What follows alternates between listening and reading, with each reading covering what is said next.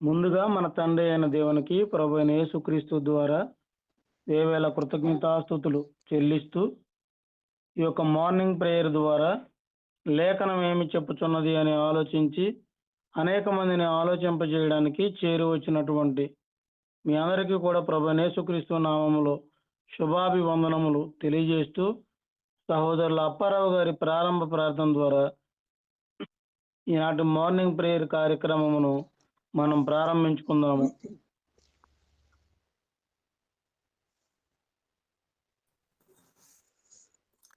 Hello, వినిపిస్తుంది అన్నయ్య. తండ్రి అయిన దేవుడికి కృతజ్ఞతాస్తుతులు చెల్లించుకుంటూ చేరి వచ్చిన మీ అందరికీ కూడా యేసుక్రీస్తు ప్రభు నామములో వందనాలు శుభములు తెలియపరుచుకుంటున్నామండి. లేఖనము ఏమి చెప్పుచున్నది అనే కార్యక్రమాన్ని ప్రార్థన ద్వారా ప్రారంభించుకున్నాం. అందరూ తలలు వంచుకుంటే ప్రార్థన. సర్వశక్తివంతుడువును సర్వోన్నతుడువును మహోన్నతుడు అయిన తండ్రి, మీ ఘనమైన బహుశ్రేష్టమైన విలువైన మీ నామమునకు కృతజ్ఞతలు స్తుతులు స్తోత్రాలు చెల్లించుకుంటున్నాం. తండ్రి, ఉదయకాలమున దేవా మీ యొక్క లేఖనమును చదువుకోవటానికి మీ నామమును ప్రార్థించుకొనుటకు మీరు మా ఎడల చూపించినటువంటి గొప్ప ప్రేమను బట్టి, దయా కృప కనికరములను బట్టి మీ సన్నిధిలో ప్రత్యేకంగా కృతజ్ఞతాస్తుతులు చెల్లిస్తున్నాం. ఈ సమయంలో ఈ యొక్క ఫోన్ కాంటాక్ట్కి నాయన చేరి వచ్చినటువంటి మీ యొక్క సేవకులను మీ పిల్లలను దీవించి ఆశీర్వదించమని ప్రార్థన చేయుచున్నాం. తండ్రి, రావలసిన వారిని సకాలంలో నడిపించమని వేడుకుంటున్నాం. ఈ గొప్ప భాగ్యం లేని వారికి అనుగ్రహించమని ప్రార్థిస్తున్నాం. వాక్యాన్ని చదివిన వారికి, పాటలు పాడిన వారికి, తండ్రి వాక్యాన్ని బోధించిన వారికి కావలసిన జ్ఞానము, వివేకము, ఆరోగ్యమును, బలమును, శక్తినిచ్చి మీరే ఘనత మహిమ పొందమని, ఈ కార్యక్రమం నాయన సమస్తము మీ మహిమార్థమై జరిగించి మీరే ఘనత మహిమ ప్రభావాలు పొందుకున్నాము. యేసుక్రీస్తు ప్రభువు నామమున ప్రార్థించి అడిగి వేడుకుంటున్నాం తండ్రి, ఆమేన్. వందనాలండి. చక్కగా ప్రార్థన చేసినటువంటి సహోదరుల అప్పారావు గారికి ప్రత్యేకంగా వందనములు తెలియజేస్తూ సహోదరులు భాస్కర్ రావు గారు మొదటి పాటగా పాడి వినిపిస్తారు. సహోదరులు నరేష్ గారు మొదటి పాటగా పాడి వినిపిస్తారు. రెండో పాటగా సహోదరులు నరేష్ గారు పాడి వినిపిస్తారు. భాస్కర్ రావు గారు మీరు మొదటి పాటగా పాడండి. వందనాలండి అందరికీ.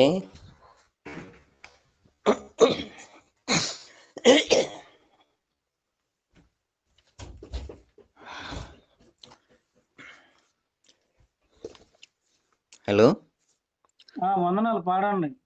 వినపడుతుందా? కొనియాడి పడి కీర్తించి వర్ణించెదని నా ప్రభువా, కొనియాడి పడి కీర్తించి వర్ణించెదని నా ప్రభువా, నరులను గావగా పరమును వీడి, నరులను గావగా పరమును వీడి, భువి కరుదించిన కృపగల దేవా, భువి కరుదించిన కృపగల దేవా, కొనియాడి పాడి కీర్తించి వర్ణించెదని నా ప్రభువా,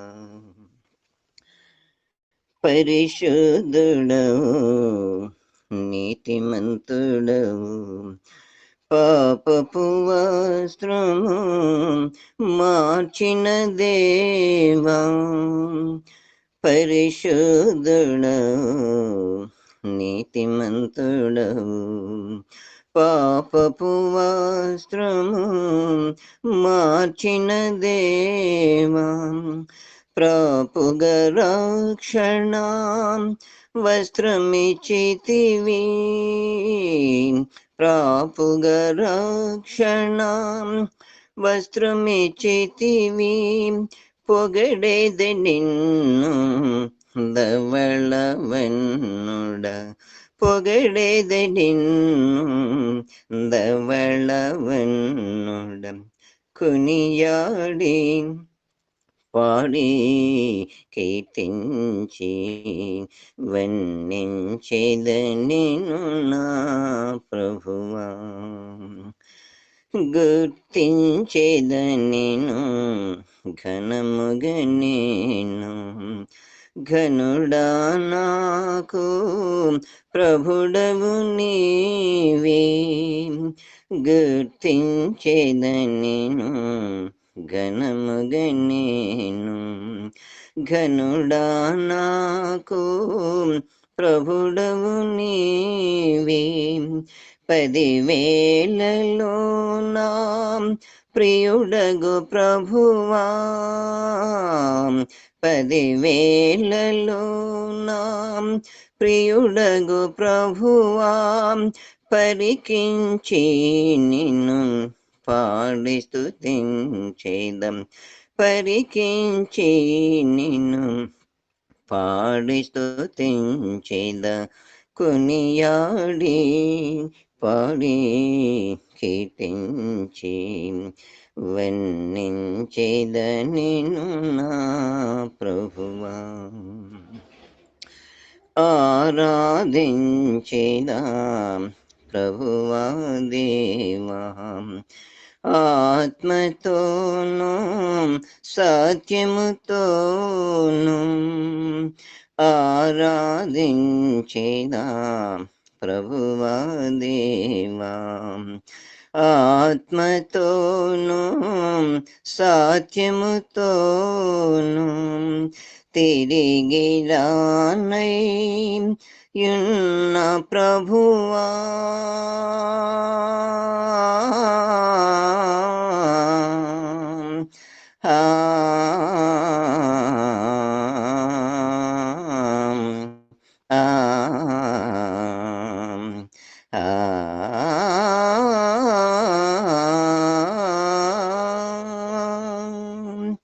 తిరిగి రానై యున్న ప్రభువా, స్తుతియు ఘనత మహిమయు నీకే, స్తుతియు ఘనత మహిమయు నీకే. కొనియాడి పాడి కీర్తించి వన్నించెదనిను నా ప్రభువా.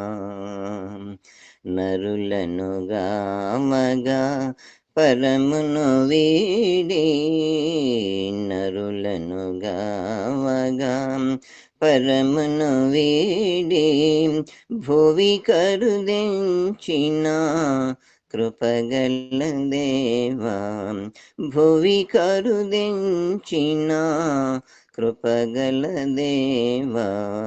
కొనియాడి పాడి కీర్తించి వన్నించెద నిన్ను నా ప్రభువా.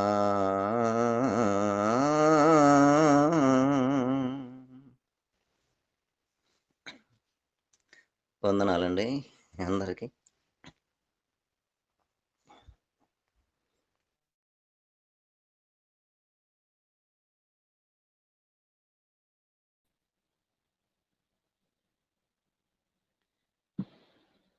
క్రీస్తునందు సహోదరి సహోదరులకు క్రీస్తునామంలో వందనం తెలియజేస్తున్నాను.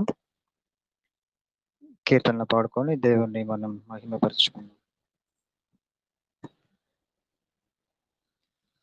నిజమైన ద్రాక్షవల్లి నీవే, నిత్యమైన సంతోషము నీలోనే, నిజమైన ద్రాక్షవల్లి నీవే, నిత్యమైన సంతోషము నీలోనే, శాశ్వతమైనది ఎంతో మధురమైనది నా పైన నీకున్న ప్రేమ, ఎనలేని నీ ప్రేమ,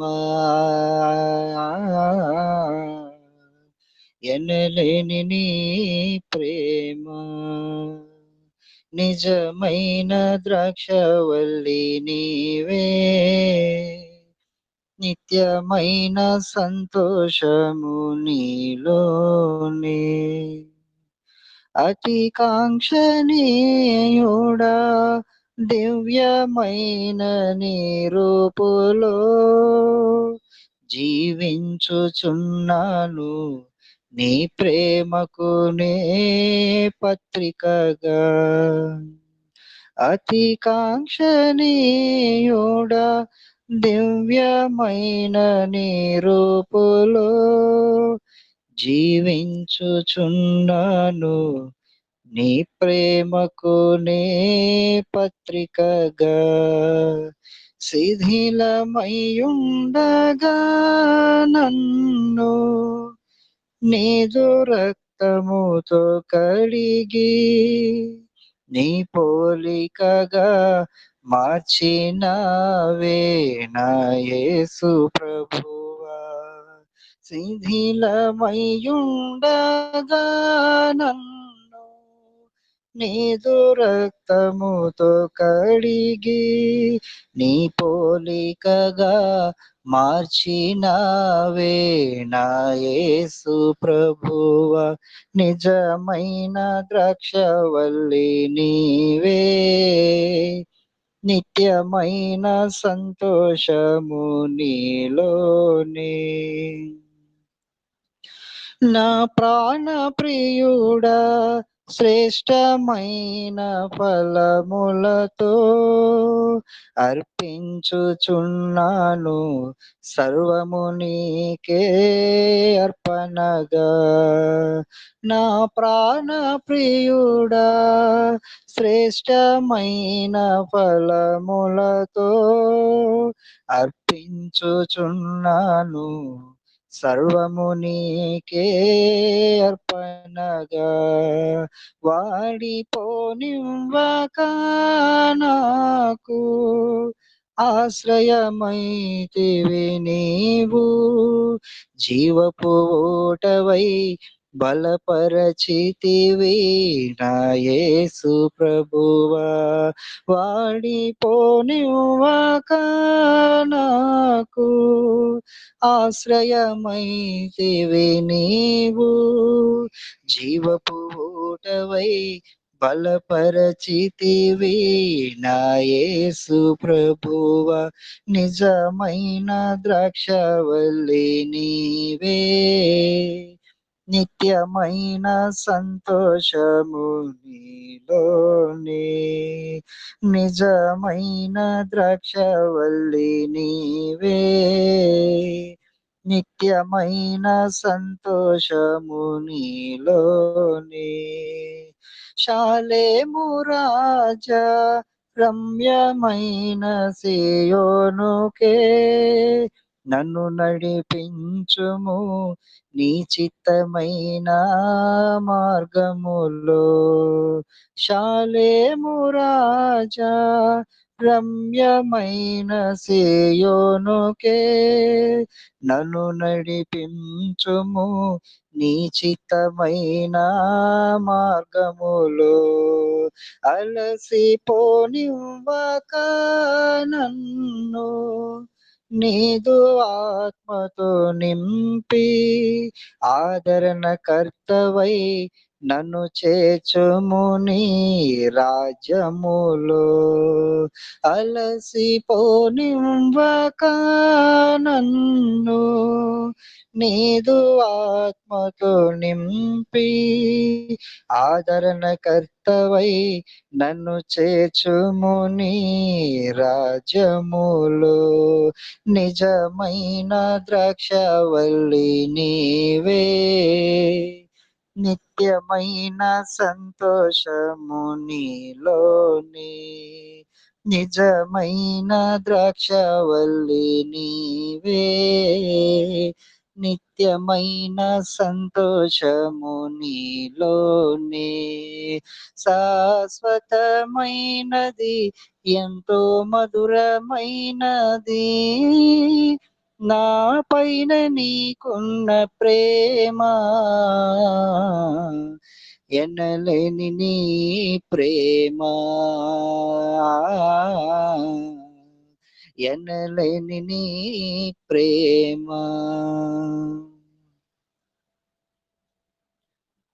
వందనాలు బ్రదర్. ఇప్పటి వరకు చక్కగా పాటలు పాడి వినిపించినటువంటి సహోదరులు ఇరువురికి కూడా ప్రత్యేకంగా వందనములు తెలియజేస్తూ లేవియా కాండము 12వ అధ్యాయము వాక్యపట్న భాగంగా చదువుకుందాము. సహోదరి సంధ్య మొదటి 5 వచనాలు చదివి వినిపిస్తారు. సహోదరి శ్రీకళ గారు 6వ వచనం నుండి చివరి వరకు చదివి వినిపిస్తారు.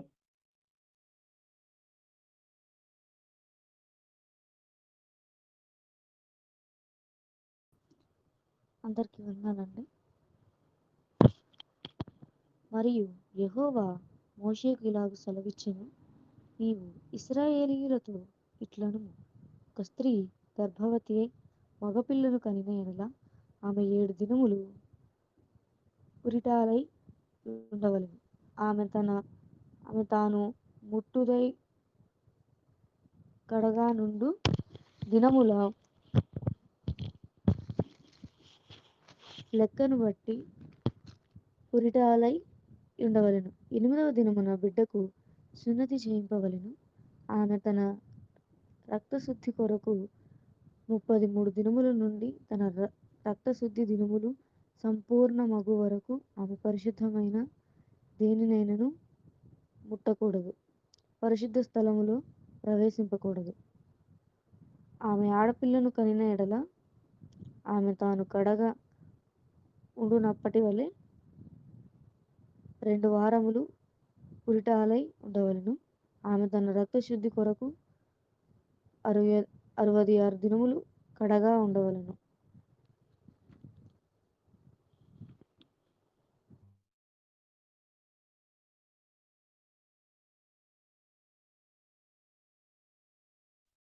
నేను చదువుతున్నానండి.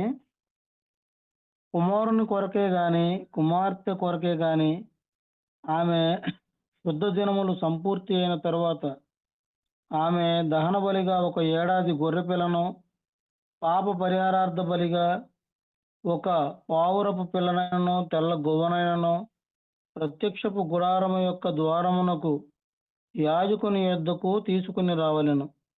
అతడు యెహోవా సన్నిధిని దానిని అర్పించి ఆమె నిమిత్తము ప్రాయశ్చిత్తము చేయగా ఆమె రక్తస్రావ విషయమై ఆమె పవిత్రపరచబడును.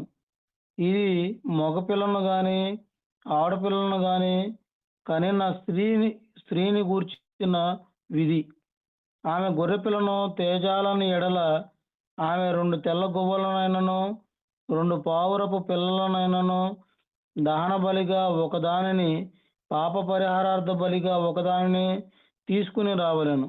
యాజకుడు ఆమె నిమిత్తము ప్రాయశ్చిత్తము చేయగా ఆమెకు పవిత్రత కలుగును.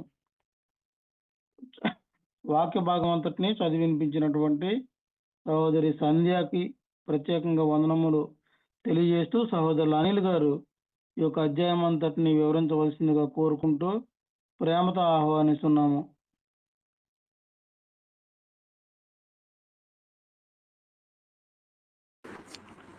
తండ్రి అయిన దేవునికి కృతజ్ఞతాస్తుతులు. కూడి వచ్చిన సహోదరి సహోదరులందరికీ కూడా ప్రభు నామమున వందనాలు తెలియజేస్తూ ఉన్నాను. దేవుని యొక్క మహాకృపను బట్టి ఈరోజు మీ అందరూ కలుసుకోవడం, దేవుని వాక్యమును ధ్యానించే అవకాశాన్ని దేవుడు మనకి అనుగ్రహించాడు. ప్రియులారా, ఈ యొక్క లేవీకాండము 12వ అధ్యాయాన్ని పరిశీలన చేస్తూ ఉన్నప్పుడు ప్రసవము తరువాత స్త్రీలకు శుద్ధీకరణ ఆచారాలు వివరిస్తూ ఉంది. శారీరక ఉద్గారాల కారణముగా నిర్ణీత కాలానికి వారిని ఆచారబద్ధంగా అపవిత్రులుగా ప్రకటిస్తూ ఉంది. అంటే ప్రసవం టైంలో వచ్చే రక్తస్రావం ద్వారా ఆ యొక్క బిడ్డను కనిన స్త్రీకి అపవిత్రురాలుగా చేస్తూ ఉంది.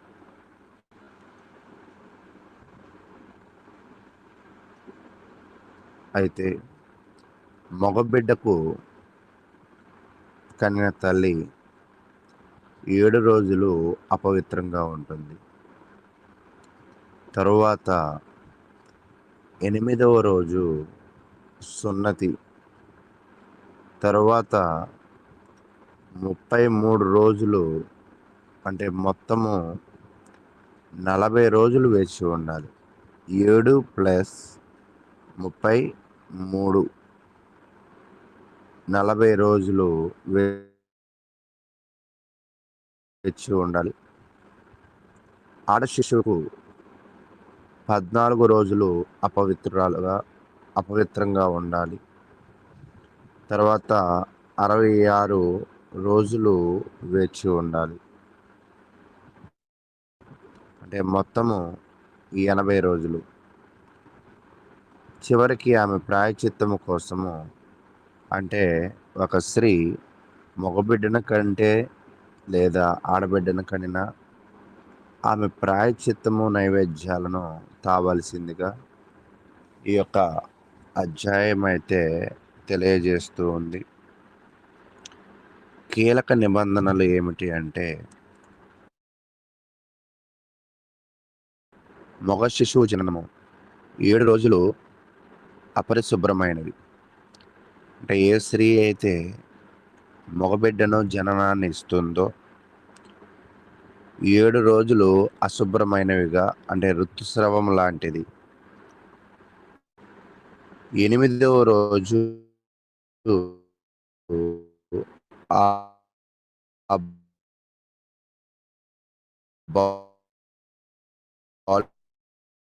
బాలుడికి సున్నతి చేయించాలి. మరో 33 రోజులు పవిత్ర స్థలాన్ని శుద్ధీకరణ కొనసాగించాల్సిన పరిస్థితి. అయితే ఆడ శిశువుకు అయితే మరలా తెలియజేస్తూ ఉన్నారు, 14 రోజులు అశుభ్రమైనవి. మగవాడి కంటే 2 రెట్లు ఎక్కువ.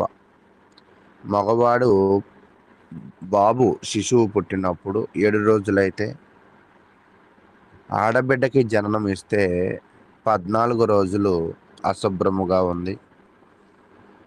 మరో 66 రోజులు నిరంతర శుద్ధీకరణ ఆచారం.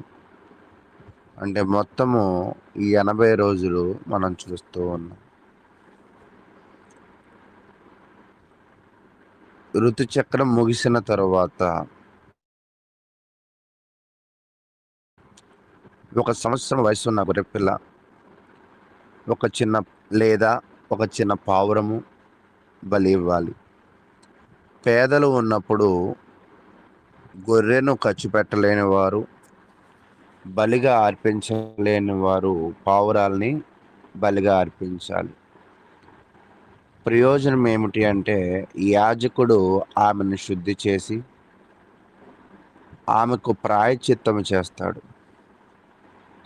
అయితే ప్రాముఖ్యత, దీనిలో మనం నేర్చుకోవాల్సిన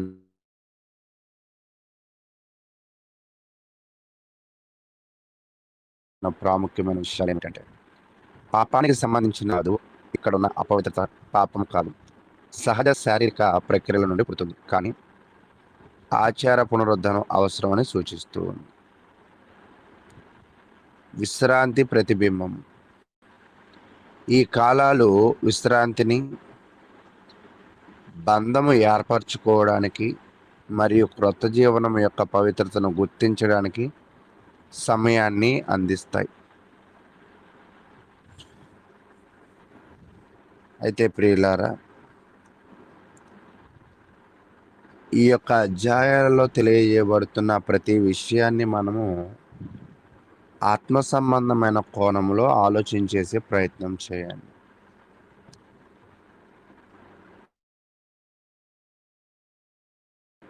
ఎప్పుడైతే ఆత్మ సంబంధమైన విషయంలో ఆలోచన చేయడం ప్రయత్నిస్తామో, ఇవి చూచాయిగా ఉన్నాయని మనకి అనేకమైన విషయాలు అర్థం అవడానికి అవకాశం ఉంటుంది.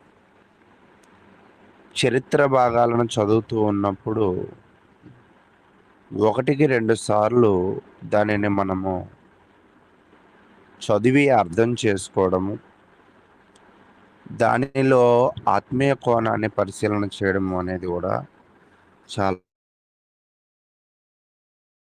అవసరమైనది అని మనం తెలుసుకోవాల్సిన అవసరం ఉంది. అయితే ప్రియులారా,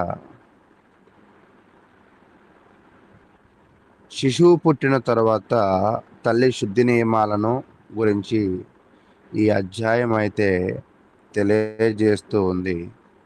తర్వాత బలులు ఎలా అర్పించాలనేది తెలియజేస్తూ ఉంది. అయితే నేటి జీవితం కోసం మనం ఏంటి అంటే, దేవుడు జీవితానికి క్రమం ఇస్తాడు. మన కుటుంబము, శరీరము, ఆరాధన అన్నిటికీ దేవుని క్రమము అవసరం. దేవుడు కరుణామయుడు. మన స్థితి ఏదైనా సరే దేవుని దగ్గరికి రావడానికి మార్గం ఉంది. అంటే ఎందుకు ఈ విషయాలు చెప్తూ ఉన్నానంటే, ఒక ఋతుక్రమము ఏర్పడిన తర్వాత వాళ్ళు బలులు అర్పించాలి అంటే, మన శరీర రుగ్మతలు దేవునిని అర్పించే విషయంలో పాత నిబంధన కాలంలో కలిగి ఉన్న విషయాలను ఇక్కడ తెలియజేశాడు. అయితే ఈరోజు యేసులో సంపూర్ణ శుద్ధి మనకి ఉంది. అంటే పాత నిబంధన లాగా మగబిడ్డ పుట్టినా లేదా ఆడబిడ్డ పుట్టినా ఇప్పుడు బలులు అర్పించవలసిన పరిస్థితి అయితే లేదు. ఇప్పుడు బలులు కాదు, కానీ 1 యోహాను 1:7 ప్రకారము యేసు రక్తమే మనలను శుద్ధి చేస్తూ ఉంది. కాబట్టి దేవుడు జీవన ఆరంభాన్ని పవిత్రంగా చూసే దేవుడు. యేసు క్రీస్తులో మనకి సంపూర్ణ శుద్ధి, సంపూర్ణ స్వేచ్ఛ ఉంటుంది. దేవుడు జీవితాన్ని క్రమం ఇస్తాడు. అంటే శిశువు పుట్టిన తరువాత తల్లికి దేవుడు ఒక నిర్దిష్ట కాలాన్ని ఇచ్చాడు.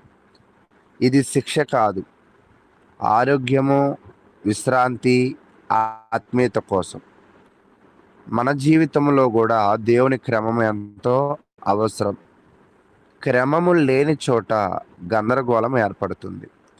కాబట్టి మగబిడ్డ పుట్టిన తర్వాత 7 రోజులని, ఆడబిడ్డలు పుట్టిన పుడితే 14 రోజులని, తర్వాత 33 రోజులని, ఆడబిడ్డ పుడితే 66 రోజులని, ఇదంతా కూడా ఒక క్రమము కొరకు, ఒక ఆరోగ్య నియమము కొరకు, ఒక విశ్రాంతి కొరకు, ఒక ఆత్మీయ దృక్పథము కొరకు దేవుడు ఏర్పరిచాడు. దేవుడు ఎందుకు కరుణామయుడు అంటే, బలులు అర్పించే వారి దగ్గర అందరూ కూడా గొర్రెలను కొనగలిగిన, మేకలను కొనగలిగిన ఆర్థిక వనరులు కలిగిన వాళ్ళు, ధనాన్ని కలిగిన వాళ్ళు ఉండకపోవచ్చు. కాబట్టి దేవుడు ధనాన్ని కాదు కానీ హృదయాన్ని చూస్తాడు. మన స్థితిలో ఎలా ఉన్నా ఆయన దగ్గరికి ఇప్పుడు రావచ్చు. గతములో ఆయన దగ్గరికి రావాలి అంటే కలిగి ఉన్న క్రమాన్ని చూసాము. ఆ క్రమములో వాళ్ళు అర్పించవలసిన బలులైతే మనం చూసాం. అయితే యేసులో సంపూర్ణ శుద్ధి ఉన్నది అనేది మనం చూస్తూ ఉన్నాం. కాబట్టి ప్రియ సహోదరులారా, దీనిని మరింత వివరంగా మనం చూస్తూ ఉన్నప్పుడు ప్రసవం తరువాత శుద్ధి కార్యక్రమాలు 1-2 వచనాలు ఆజ్ఞ ప్రవేశపెట్టబడింది. ఏమని ఆజ్ఞ ప్రవేశపెట్టబడిందంటే, ప్రభువు మోషేతో మాట్లాడుతూ ఇప్పుడే బిడ్డ ప్రసవించిన తల్లుల కోసము ఒక నిర్దిష్ట పదాన్ని జారీ చేస్తూ ఉన్నారు. జననం జరుపుకుంటారు, అయినప్పటికీ ఇది తాత్కాలికంగా ఆచారబద్ధమైన అపవిత్రతను కూడా తెస్తూ ఉంది. అంటే బిడ్డను కన్నిన ఏ తల్లికైనా తాత్కాలికమైన అపవిత్రత చోటు చేసుకుంటుంది. 2-4 వచనాలు చూస్తున్నప్పుడు కొడుకు జననం అంటే ఇందాక మనం చూసినట్లుగా కొడుకు జననిస్తే 7 మరియు 33 రోజులు. శిశువు మగపిల్లవాడైతే తల్లి 7 రోజులు అపవిత్రంగా ఉంటుంది. ఆమె నెలసరి ఋతువు స్రవం పొడవుకు అనుకూలంగా ఉంటుంది. 8వ రోజున బాలుడు సున్నతి చేయబడతాడు. మరియు తల్లి 33 రోజులు అదనపు రోజులు వేచి ఉండాలి. ఆ సమయంలో ఆమె అన్ని పవిత్ర వస్తువులు మరియు ప్రదేశాలకు దూరంగా ఉండాలి. 5వ వచనము కుమార్తె జననము 14 మరియు 66 రోజులు. ఆమె నిరీక్షణ కాలము 66 రోజులు విస్తరించింది. కానీ లక్ష్యం ఒకటే, ఆరాధనకు పూర్తి పునరుద్ధరణ. అంటే ఈ యొక్క 66 రోజులు ఆమె ఎటువంటి పనిలోనూ పవిత్రమైన వాటిని ఆమె తాకకుండా ఉండడానికి ప్రయత్నించాలి. తర్వాత అర్పణలు, గొర్రెపిల్లలు అంటే దహన బలి అర్పించాలి. తర్వాత 1 సంవత్సరం వయసున్న గొర్రె పిల్లను పాప పరిహారార్థ బలిగా అర్పించాలి. పేదలకు అయితే పావురములను అర్పించాలి వాళ్ళ సామర్థ్యతను బట్టి. కాబట్టి ఇక్కడ అపవిత్రత అంటే పాపమని కాదు. ప్రసవములో రక్తము మరియు కణజాలము బయటకు వస్తాయి. అవి మరణానికి చిహ్నాలు. దేవుడే జీవాన్ని ఇచ్చేవాడు కాబట్టి మరణాన్ని సూచించే ఏదైనా వస్తువుకు పరిశుద్ధ స్థలము నుండి దూరంగా అవసరం. అంటే మీకు దీనిని అర్థం కావాలంటే ఈ పదాలు కొంచెం మీరు లేవి కాండము 15వ అధ్యాయంలోకి వెళ్ళినప్పుడు ఒక విషయం మీకు అర్థమవుతుంది.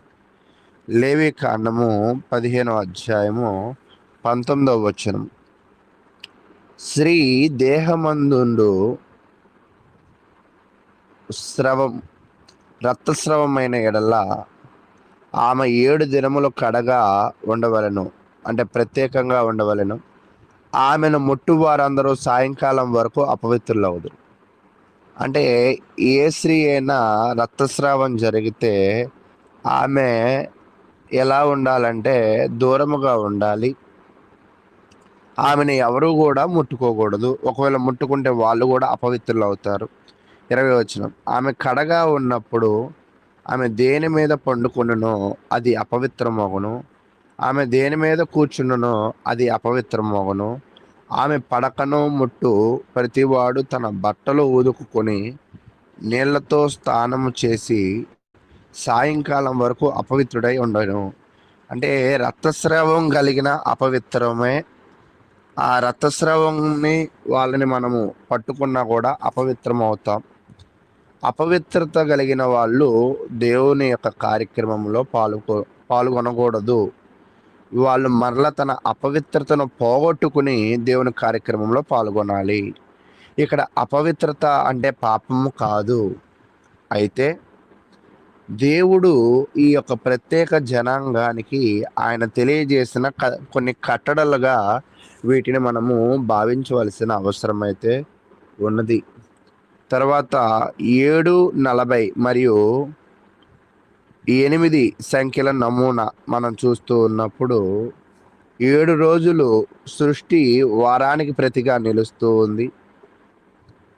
ఇది కొత్త ప్రారంభానికి ముందు ఒక పూర్తి చక్రాన్ని సూచిస్తూ ఉంది. అంటే ఇది మనము బైబిల్ ఎప్పుడు కూడా ఎంత లోతుగా అర్థం చేసుకోగలిగితే అంత లోతైన విషయాలను తెలియజేసే గ్రంథం ఇది. అంటే ఇక్కడ కొంత చరిత్రకారులు ఏం చెప్తున్నారంటే 7 అనేది సృష్టిని చేసింది దేవుడు 7 రోజులు కదా. ఇది కొత్త ప్రారంభానికి ముందుగా ఒక పూర్తి చక్రాన్ని సూచిస్తుంది కదా. 8వ రోజు సున్నతి, అంటే 8వ రోజు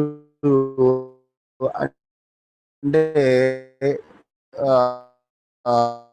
చాలా మంది అక్కడ సైంటిఫిక్ గా ఏం చెప్తుంటారంటే కే విటమిన్ ఎక్కువగా ఉత్పత్తి అవుతుంది కాబట్టి 8వ రోజు సున్నతి చేస్తే రక్తస్రావం జరగకుండా ఎక్కువగా ఉంటుంది ఆ బాబుకి.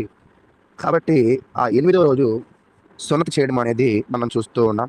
కాబట్టి 7+33 ఒక సిద్ధపాటు కొరకు కేటాయించిన ఇతర 40 రోజుల కాలాన్ని ప్రతిబింబిస్తూ ఉంది. కాబట్టి మోషే జీవితంలో కూడా మనం చూస్తున్నప్పుడు 24:18లో అక్కడ ఒకసారి చూడండి, నిర్గమకాండము 24:18లో ఒక విషయాన్ని ఇక్కడ తెలియజేస్తూ ఉన్నాడు. ఏమిటంటే, అప్పుడు మోషే ఆ మేఘములో ప్రవేశించి కొండ మీదకి ఎక్కెను. మోషే ఆ కొండ మీద రేయింబవళ్ళు 40 దినములు ఉండెను. అంటే దేవునిని సమీపించడానికి మోషే కూడా ఒక 40 దినములు ఎలాగా, అలాగే ఈ 40 అనేది ఒక సంపూర్ణ సంఖ్యను సూచిస్తుంది. కాబట్టి ఈ యొక్క స్త్రీ మగబిడ్డను కనిన తర్వాత ఈ 40 రోజులు అనేది ఒక సంపూర్ణ సంఖ్యను సూచిస్తూ ఒక సిద్ధపాటు సంఖ్యను సూచిస్తూ ఉంది అని తెలియజేస్తూ ఉంది. అలాగే 80 రోజులు, 40కి రెట్టింపు 80, కుమార్తె జన్మించినప్పుడు వేచి ఉండే కాలాన్ని చెప్తూ ఉంది. కాబట్టి మగ మరియు ఆడబిడ్డలు కాల పరిమితులు. కుమార్తెకి ఎక్కువ సమయం ఎందుకు? లేఖనము దీన్ని స్పష్టంగా చెప్పలేదు. సాధ్యమయ్యే కారణాలు, కొన్ని ప్రసవాలలో ప్రసవ అనంతరము రక్తస్రావం ఎక్కువ కాలం ఉండవచ్చు. ఒక కుమార్తె జీవితాన్ని ప్రసాదించే సామర్థ్యాన్ని కలిగి ఉంటుంది. ఈ పొడిగించిన కాలము భవిష్యత్తు పాత్రను గౌరవించవచ్చు. అంటే ఇక్కడ ఏం చెప్తూ ఉన్నాడంటే, ఎందుకు 80 రోజులు ఉండాలి అంటే ఒక్కోసారి రక్తస్రావం అధికంగా కావచ్చు అని చెప్తూ ఉన్నాడు. కాబట్టి సమయం రెట్టింపు చేయడం ద్వారా మగ మరియు ఆడ అనే తేడా లేకుండా మానవ జీవితం అంతటికీ దేవుని శుద్ధీకరణ అవసరమని నొక్కి చెప్తుంది. ముఖ్యంగా కుమారులు మరియు కుమార్తెలు ఇద్దరికీ ఒకే రకమైన అర్పణలు అవసరమని కూడా దేవుని వాక్యం అయితే తెలియజేస్తుంది. పురుషులైతే మగబిడ్డలు పుడితే సున్నతి అవసరము, తర్వాత ఎవరు పుట్టినా అవసరమైన అర్పణలు ఉన్నాయి అని తెలియజేస్తూ ఉంది. అయితే ఈ ప్రకారంగా యేసుక్రీస్తు ప్రభువు వారు కూడా ఆయన జీవితంలో అర్పణలను, అంటే యేసు పుట్టిన తర్వాత ఆయన కూడా అర్పణలను అర్పించిన విధానాన్ని అయితే మనం చూస్తూ ఉన్నాం. కాబట్టి ప్రియ సహోదరులారా, మరి ఈరోజు మనము కూడా మన జీవితంలో ఈ అధ్యాయాన్ని చదివిన తర్వాత అనేక ప్రశ్నలు ఉత్పన్నం అవ్వచ్చు. కానీ ఇక్కడ మనం నేర్చుకోవాల్సిన ఒకే ఒక అంటే ప్రప్రదమైన విషయం ఏమిటంటే, దేవుడు ప్రతి ఒక్కరికి ఒక క్రమాన్ని పెట్టారు. దేవుని నమ్ముకున్న వాళ్ళు ఆ క్రమాన్ని ఖచ్చితంగా అనుసరించాలి అనైతే తెలియజేయబడుతుంది. కాబట్టి ఈరోజు క్రైస్తవులకి ఈ క్రమం ఉందా అనేది ఒకవేళ ఆలోచన చేస్తే, ఈరోజు క్రైస్తవులకి, అందుకే చెప్పాడు 1 యోహానులో, ఈరోజు మనకి శుద్ధి క్రీస్తు రక్తంలోనే శుద్ధి ఉంది. కాబట్టి ఇటువంటి బలులు ఇవ్వవలసిన అవసరము కానీ, దాని యొక్క సమయమును ఎదురు చూడవలసిన అవసరము కానీ ప్రస్తుత కాలానికి లేదు కాబట్టి తెలియజేయబడుతుంది. కాబట్టి ప్రియ సహోదరులారా, ప్రతి ఒక్క వాక్యాన్ని మీరు ఆత్మ సంబంధమైన కోణంలో చూడడానికి మాత్రము ప్రయత్నం చేయండి. ఆత్మ సంబంధంగా జీవించే మనము దేవునికి వాళ్ళు బలులు ఇచ్చైతే దగ్గరయ్యారు. మనమైతే క్రీస్తుకు విధేయత చూపడం ద్వారా దేవునికైతే మరింత దగ్గర అవుతామనేది మాత్రము స్పష్టంగా అర్థం చేసుకోండి. ఒకవేళ మగ పురుషులు పుట్టినప్పుడు వాళ్ళు చేసిన పని కానీ, ఆడపిల్లలు పుట్టినప్పుడు చేసిన పనిని కానీ, వాళ్ళు ఎలా అయితే బలులు అర్పించి ఉన్నారో వాళ్ళు దేవుని జ్ఞాపకం చేసుకుంటూ ఉన్నారు. అది మాత్రం గుర్తుపెట్టుకోండి. ఈరోజు మన జీవితంలో కూడా ప్రతి దానిని బట్టి కృతజ్ఞతాస్తుతులు దేవుడు తెలియజేయమన్నట్లుగా మనము కూడా దేవునికి కృతజ్ఞత తెలియజేసే క్రైస్తవ సమాజంగా ఉండడానికి ప్రయత్నం చేయండి. కాబట్టి ఈ అధ్యాయం నుంచి మరి నాకు అర్థమైన కొన్ని విషయాలను నేను మీ ముందు పెట్టాను. వాటిని మీరు మరలా ధ్యానించినట్లయితే మరింత ఎక్కువ అర్థాన్ని మీరు గ్రహించగలరని కూడా మీకు తెలియజేస్తూ, మరి ఎంతో ఓపికగా విన్న మీ అందరికీ ప్రభువు నామమున వందనాలు తెలియజేస్తూ ఉన్నాను. ఇప్పటి వరకు ఈ యొక్క 12వ అధ్యాయం అంతటినీ కూడా వివరించినటువంటి సహోదరులు అనిల్ గారికి వందనములు తెలియజేస్తూ, సహోదరులు యేసుపాదం గారు ఇప్పటి వరకు జరిగినటువంటి కార్యక్రమం అంతటి విషయమై తదుపరి దేవకర్ణ గారి మెసేజ్ కొరకు ప్రార్థన సహాయం కోరవలసిందిగా కోరుకుంటూ ప్రేమతో ఆహ్వానిస్తున్నాము. మంచిదండి, ప్రార్థన చేసుకుందాం. పరలోకమందున్న మా ప్రియ తండ్రి, ప్రేమ కనికరము జాలి కలిగిన మహోన్నతుడా, మీ ఘనమైన ఉన్నతమైన నామానికి మీ ప్రియకుమారుడును మా ప్రభువును రక్షకుడైన యేసుక్రీస్తు నామంలో మీకు స్తుతులు స్తోత్రములు కృతజ్ఞతలు తెలియజేసుకుంటున్నాం తండ్రి. మమ్మల్ని ప్రేమించి మా జీవితంలో వచ్చిన దినాన్ని బట్టి స్తుతులు తండ్రి. మరి ఈ దినాన మీ పిల్లలమైన మేమందరము కలిసి లేఖనం ఏమి చెప్పుచున్నది అనేటువంటి ధ్యాన కూడికలో మరి జాయిన్ అయ్యి మీ గ్రంథంలో నుంచి అనేక విషయాలు తండ్రి. మరి ఈ సమయంలో మీ యొక్క దాసులు అనిల్ గారి ద్వారా లేవి కాండంలో ఉన్నటువంటి విషయాలు మాకు బోధించారు తండ్రి.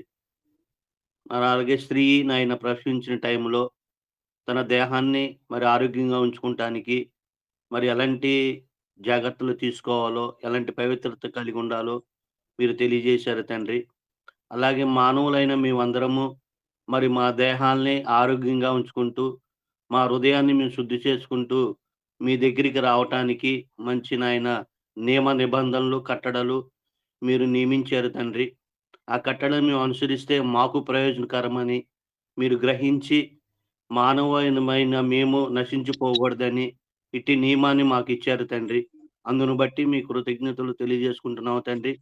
అలాగే నాయన క్రీస్తునందు మా సహోదరులు మీ యొక్క దాసులు దేవకిరణ గారు మొన్నటి వరకు పరిశుద్ధాత్మ యొక్క దైవత్వాన్ని గురించి సంపూర్ణమైనటువంటి సమాచారాన్ని మాకు అందజేశారు తండ్రి. అందును బట్టి మీ కృతజ్ఞతలు తెలియజేసుకుంటున్నాము. అలాగే మరి ఈరోజు మీ పిల్లలమైన మేము మరి మాకు ఎలాంటి సందేశాన్ని మీ దాసుల ద్వారా సిద్ధం చేశారో ఆ సిద్ధపరిచినటువంటి ఆ యొక్క సందేశాన్ని మీ దాసులు మరి సందర్భానుసారంగా సమయానుకూలంగా మంచిగా బోధించే సామర్థ్యాన్ని మరింత మీ దాసులకు దయచేయండి. వినుసున్నటువంటి మేము కూడా వాటి ప్రకారము ఆయన జీవిస్తూ లోకంలో నశించిపోతున్న అందరినీ ఆయన అగ్నిలో నుండి లాగినట్టుగా మేము కూడా మంచిగా బోధించే సామర్థ్యాన్ని మాకును దయచేయమని కోరుకుంటూ ఈ మనవులు మీ ప్రియకుమారుడును మా ప్రభువును రక్షకుడైన యేసుక్రీస్తు నామంలో ఈ మనవులన్నీ అడిగి వేడుకొనుచున్నాం ప్రియ పరలోకపు తండ్రి, ఆమేన్. ప్రార్థన చేసినటువంటి సహోదరులు యేసుపాదం గారికి ప్రత్యేకంగా వందనములు తెలియజేస్తూ, సహోదరులు దేవకరణ గారు వారికి ఇవ్వబడినటువంటి సమయమంతటిని చక్కగా ఉపయోగించుకుని దేవుని యొక్క వాక్యమును వినిపించవలసిందిగా కోరుకుంటూ ప్రేమతో ఆహ్వానిస్తున్నాము.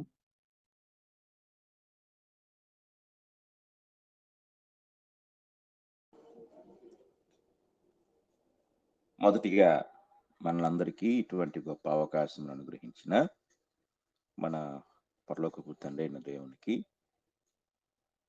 నా కృతజ్ఞతాస్తుతులు చెల్లిస్తూ ఉన్నాను. అలాగే వాక్యమును వింటున్న నా ప్రియ సహోదరి సహోదరులందరికీ కూడా నా హృదయపూర్వకమైన వందనములు తెలియజేస్తూ ఉన్నాను. ప్రియమైన వారులారా, గడిచిన పాఠాల్లో మనము దేవత్వంలో ఉన్న ముగ్గురు వ్యక్తులను గూర్చి వరుస క్రమంలో ధ్యానించడం జరిగింది. అయితే ఈరోజు మనము ఒక క్రొత్త పాఠాన్ని ప్రారంభించబోతున్నాం. దైవ కుటుంబంలో ఉన్న ముగ్గురు వ్యక్తులు, వారితో పాటు వారు సృజించిన దైవ కుమారుడైన మానవుని గూర్చిన సత్యాన్ని ఈరోజు మనం తెలుసుకోబోతున్నాం. మనిషిని గూర్చిన ఈ యొక్క సత్యాన్ని మనము జాగ్రత్తగా ఆలోచన చేసినట్లయితే అందులో కొన్ని విషయాలు మనకి స్పష్టంగా దేవుని యొక్క వాక్యము నుండి ధ్యానించబోతున్నాం. మానవుని గూర్చిన ఈ యొక్క సత్యాన్ని తెలియచేసే ఈ పాఠంలో మనిషి ఎవరు, మనిషి యొక్క పుట్టుక లేక మనిషి యొక్క మనుగడ,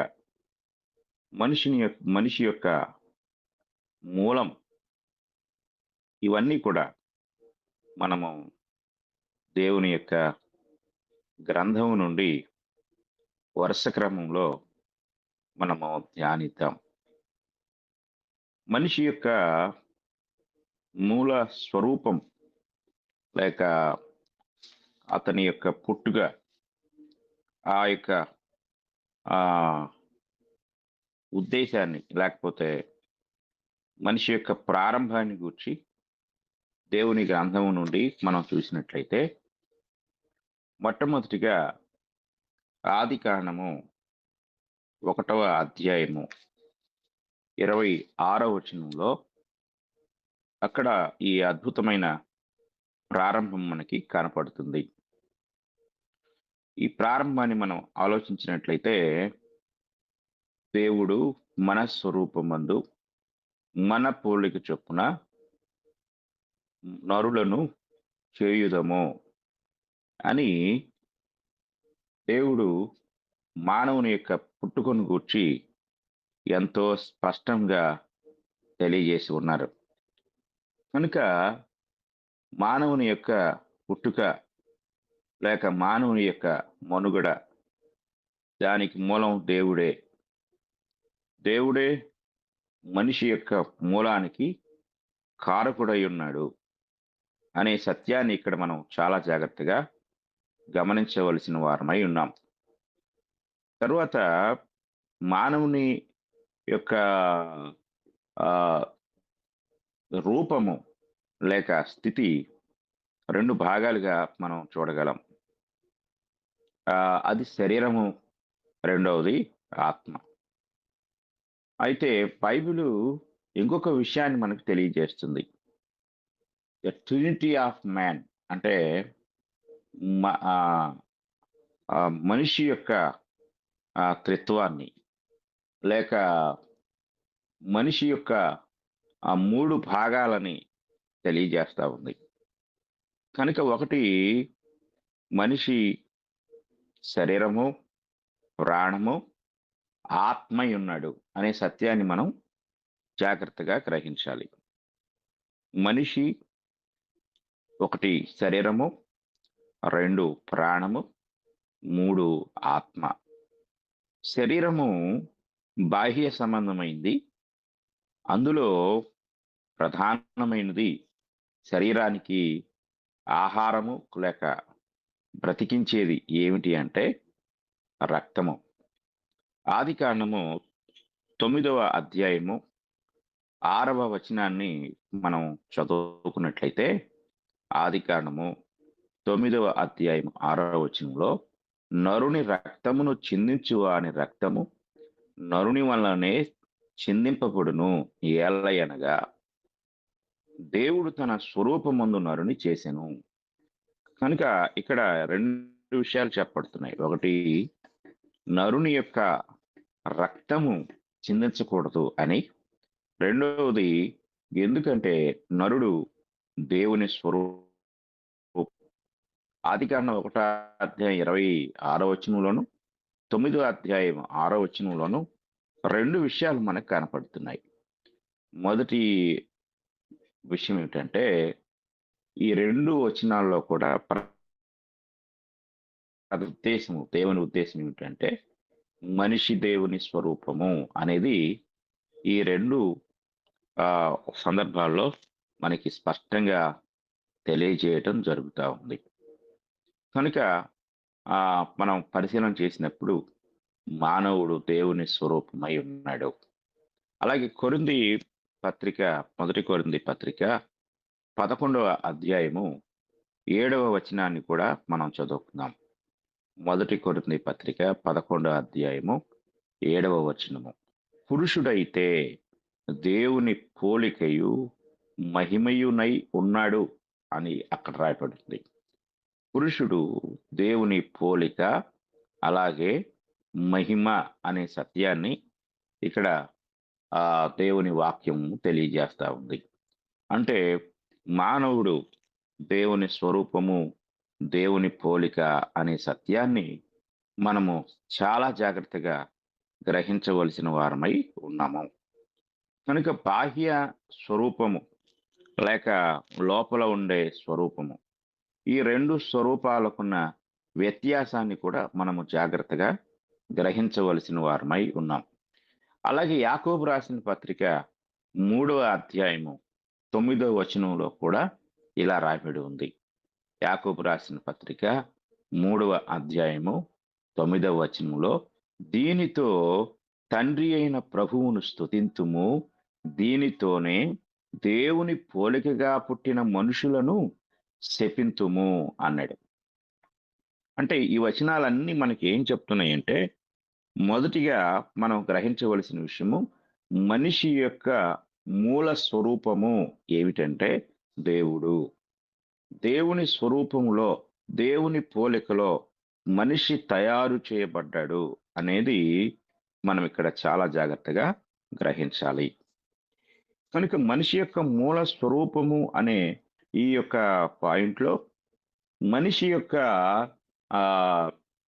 త్రిత్వాన్ని, అంటే మనిషి యొక్క 3 భాగాలను గురించి మనం ఆలోచన చేసినప్పుడు మనకి ఇక్కడ ఒక విషయం చెప్పబడుతుంది. ఆదికాండము 2వ అధ్యాయము 7వ వచనాన్ని మనం చదువుకున్నట్లయితే, ఆదికాండము 2వ అధ్యాయము 7వ వచనంలో, దేవుడైన యెహోవా నేల మంటితో నరుని నిర్మించి వాని నాసికారంధ్రములలో జీవవాయువును ఊదగా నరుడు జీవాత్మ ఆయను.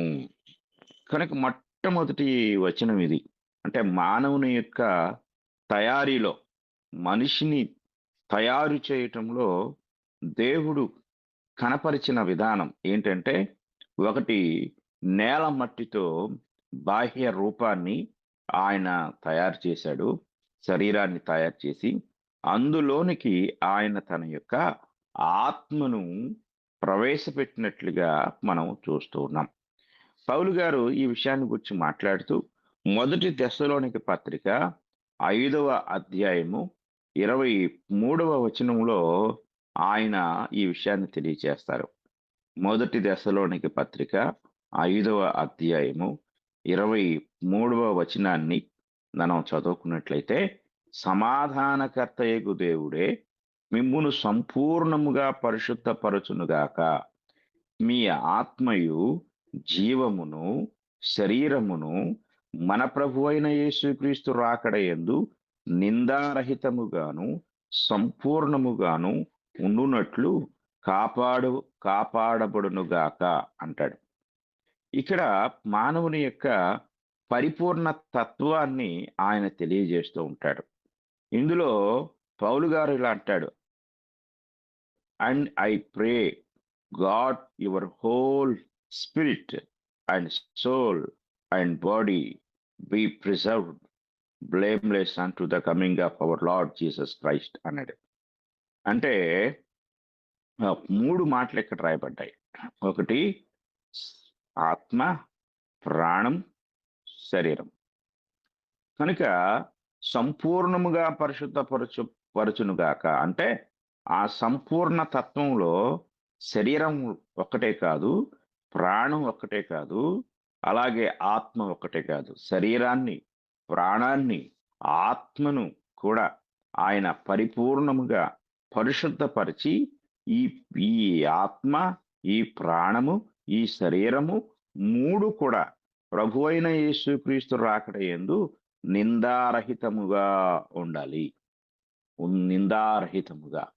కనుక ఈ విషయంలో చాలా సంగతులు ఉన్నాయి. ప్రభు అయిన యేసుక్రీస్తు రాకడలో మనం ఎలా ఉండాలి, అది మన పాయింట్ కాదు. కానీ మానవుని యొక్క తయారీలో దేవుడు అనుసరించిన విధానము మనకి ఇక్కడ ఎంతో స్పష్టంగా దేవుడు తెలియజేస్తున్నాడు. అంటే నంబర్ 1, మనిషి దేవుని యొక్క పోలిక, దేవుని యొక్క రూపము.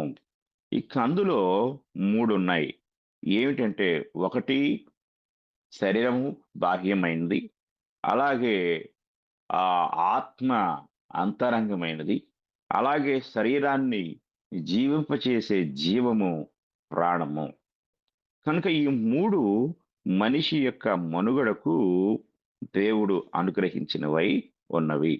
ఈ విషయాన్ని మనం చాలా జాగ్రత్తగా గమనించవలసిన వారమై ఉన్నాం. అలాగే ఇక్కడ మనము జాగ్రత్తగా పరిశీలించినట్లయితే మనిషి యొక్క బుద్ధిపరమైన మరియు నైతిక స్వభావంలో కూడా ఇది కనపడుతుంది. ఏమిటి? మనిషి స్వభావం కనపడుతుంది. మనిషి స్వభావం ఎందులో కనపడుతుంది అనేది మనం చూస్తే నైతిక, దీనిని ఇంగ్లీష్లో మోరల్ వాల్యూస్ అంటారు. నైతిక విలువలతో కూడిన జీవితము మనిషి యొక్క స్వభావాన్ని మనకు ప్రత్యక్షపరుస్తుంది. ఎఫెసీ పత్రిక, కొలస్సీ పత్రిక 3వ అధ్యాయము 9వ వచనాన్ని మనం చదువుకుందాం. కొలస్సీ పత్రిక 3వ అధ్యాయము 9వ వచనాన్ని మనం చదువుకున్నట్లయితే ఈ 3వ అధ్యాయం 9వ వచనంలో ఇలా కనపడుతుంది. ఒకరితో ఒకడు అబద్ధమాడకుడి, ఏలయనగా ప్రాచీన స్వభావమును దాని క్రియలతో కూడా మీరు పరిత్యజించి జ్ఞానము కలుగు నిమిత్తము దానిని సృష్టించిన వాని పోలిక చొప్పున నూతన పరచబడుచున్న నవీన స్వభావమును ధరించుకొని ఉన్నాము. ఈ మాటలు మనకి ఎఫెసీ పత్రిక 4వ అధ్యాయంలో కూడా కనపడతాయి. 4వ అధ్యాయం 24వ వచనం. అయితే మన కొలస్సీ పత్రికను ఒకసారి పరిశీలన చేద్దాం. ఇక్కడ అంటాడు ప్రాచీన స్వభావము. అలాగే 10వ వచనంలోకి వచ్చేసరికి మీరు పరిత్యజించి, అంటే ప్రాచీన స్వభావమును దాని క్రియలతో కూడా మీరు పరిత్యజించి జ్ఞానము కలుగు నిమిత్తము దానిని సృజించిన వాని పోలిక చొప్పున నూతన పరచబడుచున్న నవీన స్వభావము. అంటే ఇక్కడ మనం గ్రహించవలసిన విషయం ఏంటంటే ఈ యొక్క నవీన స్వభావం అన్నది అసలుది కాదు, అసలైంది అదే పాతది. అంటే ఇక్కడ నవీన అసలు స్వభావం ఏమిటి? దేవుని యొక్క పోలిక, నూతన పరచబడుచున్న నవీన స్వభావం అన్నాడు. ఇక్కడ పాత స్వభావం అంటే ఏంటి? ఆదాము పాపము చేసిన తర్వాత వచ్చిందే పాత స్వభావము. క్రీస్తులో ఒక వ్యక్తి రక్షించబడిన తర్వాత ధరించుకున్నదే నూతన స్వభావం. కానీ ఈ నూతన స్వభావమే అసలైంది. అంటే దేవుని పోలికగా దేవుడు సృజించినదే ఇప్పుడు నూతన పరచబడింది, కానీ అసలు పాతది అదే. అంటే మనిషి దేవుని యొక్క పోలిక, అంటే ఆరిజిన్, అంటే మనిషి యొక్క ప్రారంభాన్ని, మూలాన్ని మనం చూస్తే ఒకటి బాహ్య సంబంధమైనది శరీరం అని చెప్పుకున్నాము. అలాగే శరీరాన్ని బ్రతికించేది ప్రాణం అని చెప్పుకున్నాము. కానీ ఆ యొక్క శరీరములోనికి దేవుడు ప్రవేశింపచేసినది ఆత్మ అనే సంగతి మనకు స్పష్టంగా చెప్తుంది. అయితే ఆత్మ యొక్క పోలిక ఏమిటి అనేది మనం జాగ్రత్తగా పరిశీలించినప్పుడు యథార్థమైనది అంటే పైన ఒకనితో ఒకడు అబద్ధమాడకుడి అన్నాడు. ఈ అబద్ధమాడే స్వభావము ఇంకా చాలా స్వభావాలు ఉన్నాయి కదా! ఇవన్నీ కూడా మధ్యలో వచ్చినవి. అంటే పాపము తరువాత వచ్చినవి. మరలా క్రీస్తునందు దేవుడు మనకు ఆ మధ్యలో వచ్చిన అంటే తర్వాత వచ్చిన ఆ యొక్క స్థితి నుండి విడిపించి క్రీస్తు రక్తం ద్వారా మనల్ని పరిశుద్ధపరిచి మరలా వెనుకటి స్థితిలోనికి తీసుకెళ్ళిపోతున్నాడు. వెనుకటి స్థితి అంటే ఏంటి అంటే మన పుట్టుక, మన మూలం ఇది. మన మూలం ఏమిటి అంటే అసలైన మూలం ఇది అన్నమాట. అంటే నవీన స్వభావమే అసలైన మూలము.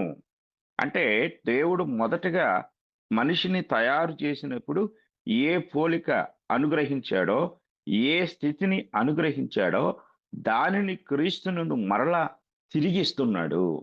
ఇది మనం జాగ్రత్తగా మనం గమనించవలసిన వారమై ఉన్నాం. అలాగే శారీరక సామ్యతలో ఇది మనకు కనపడుతుంది.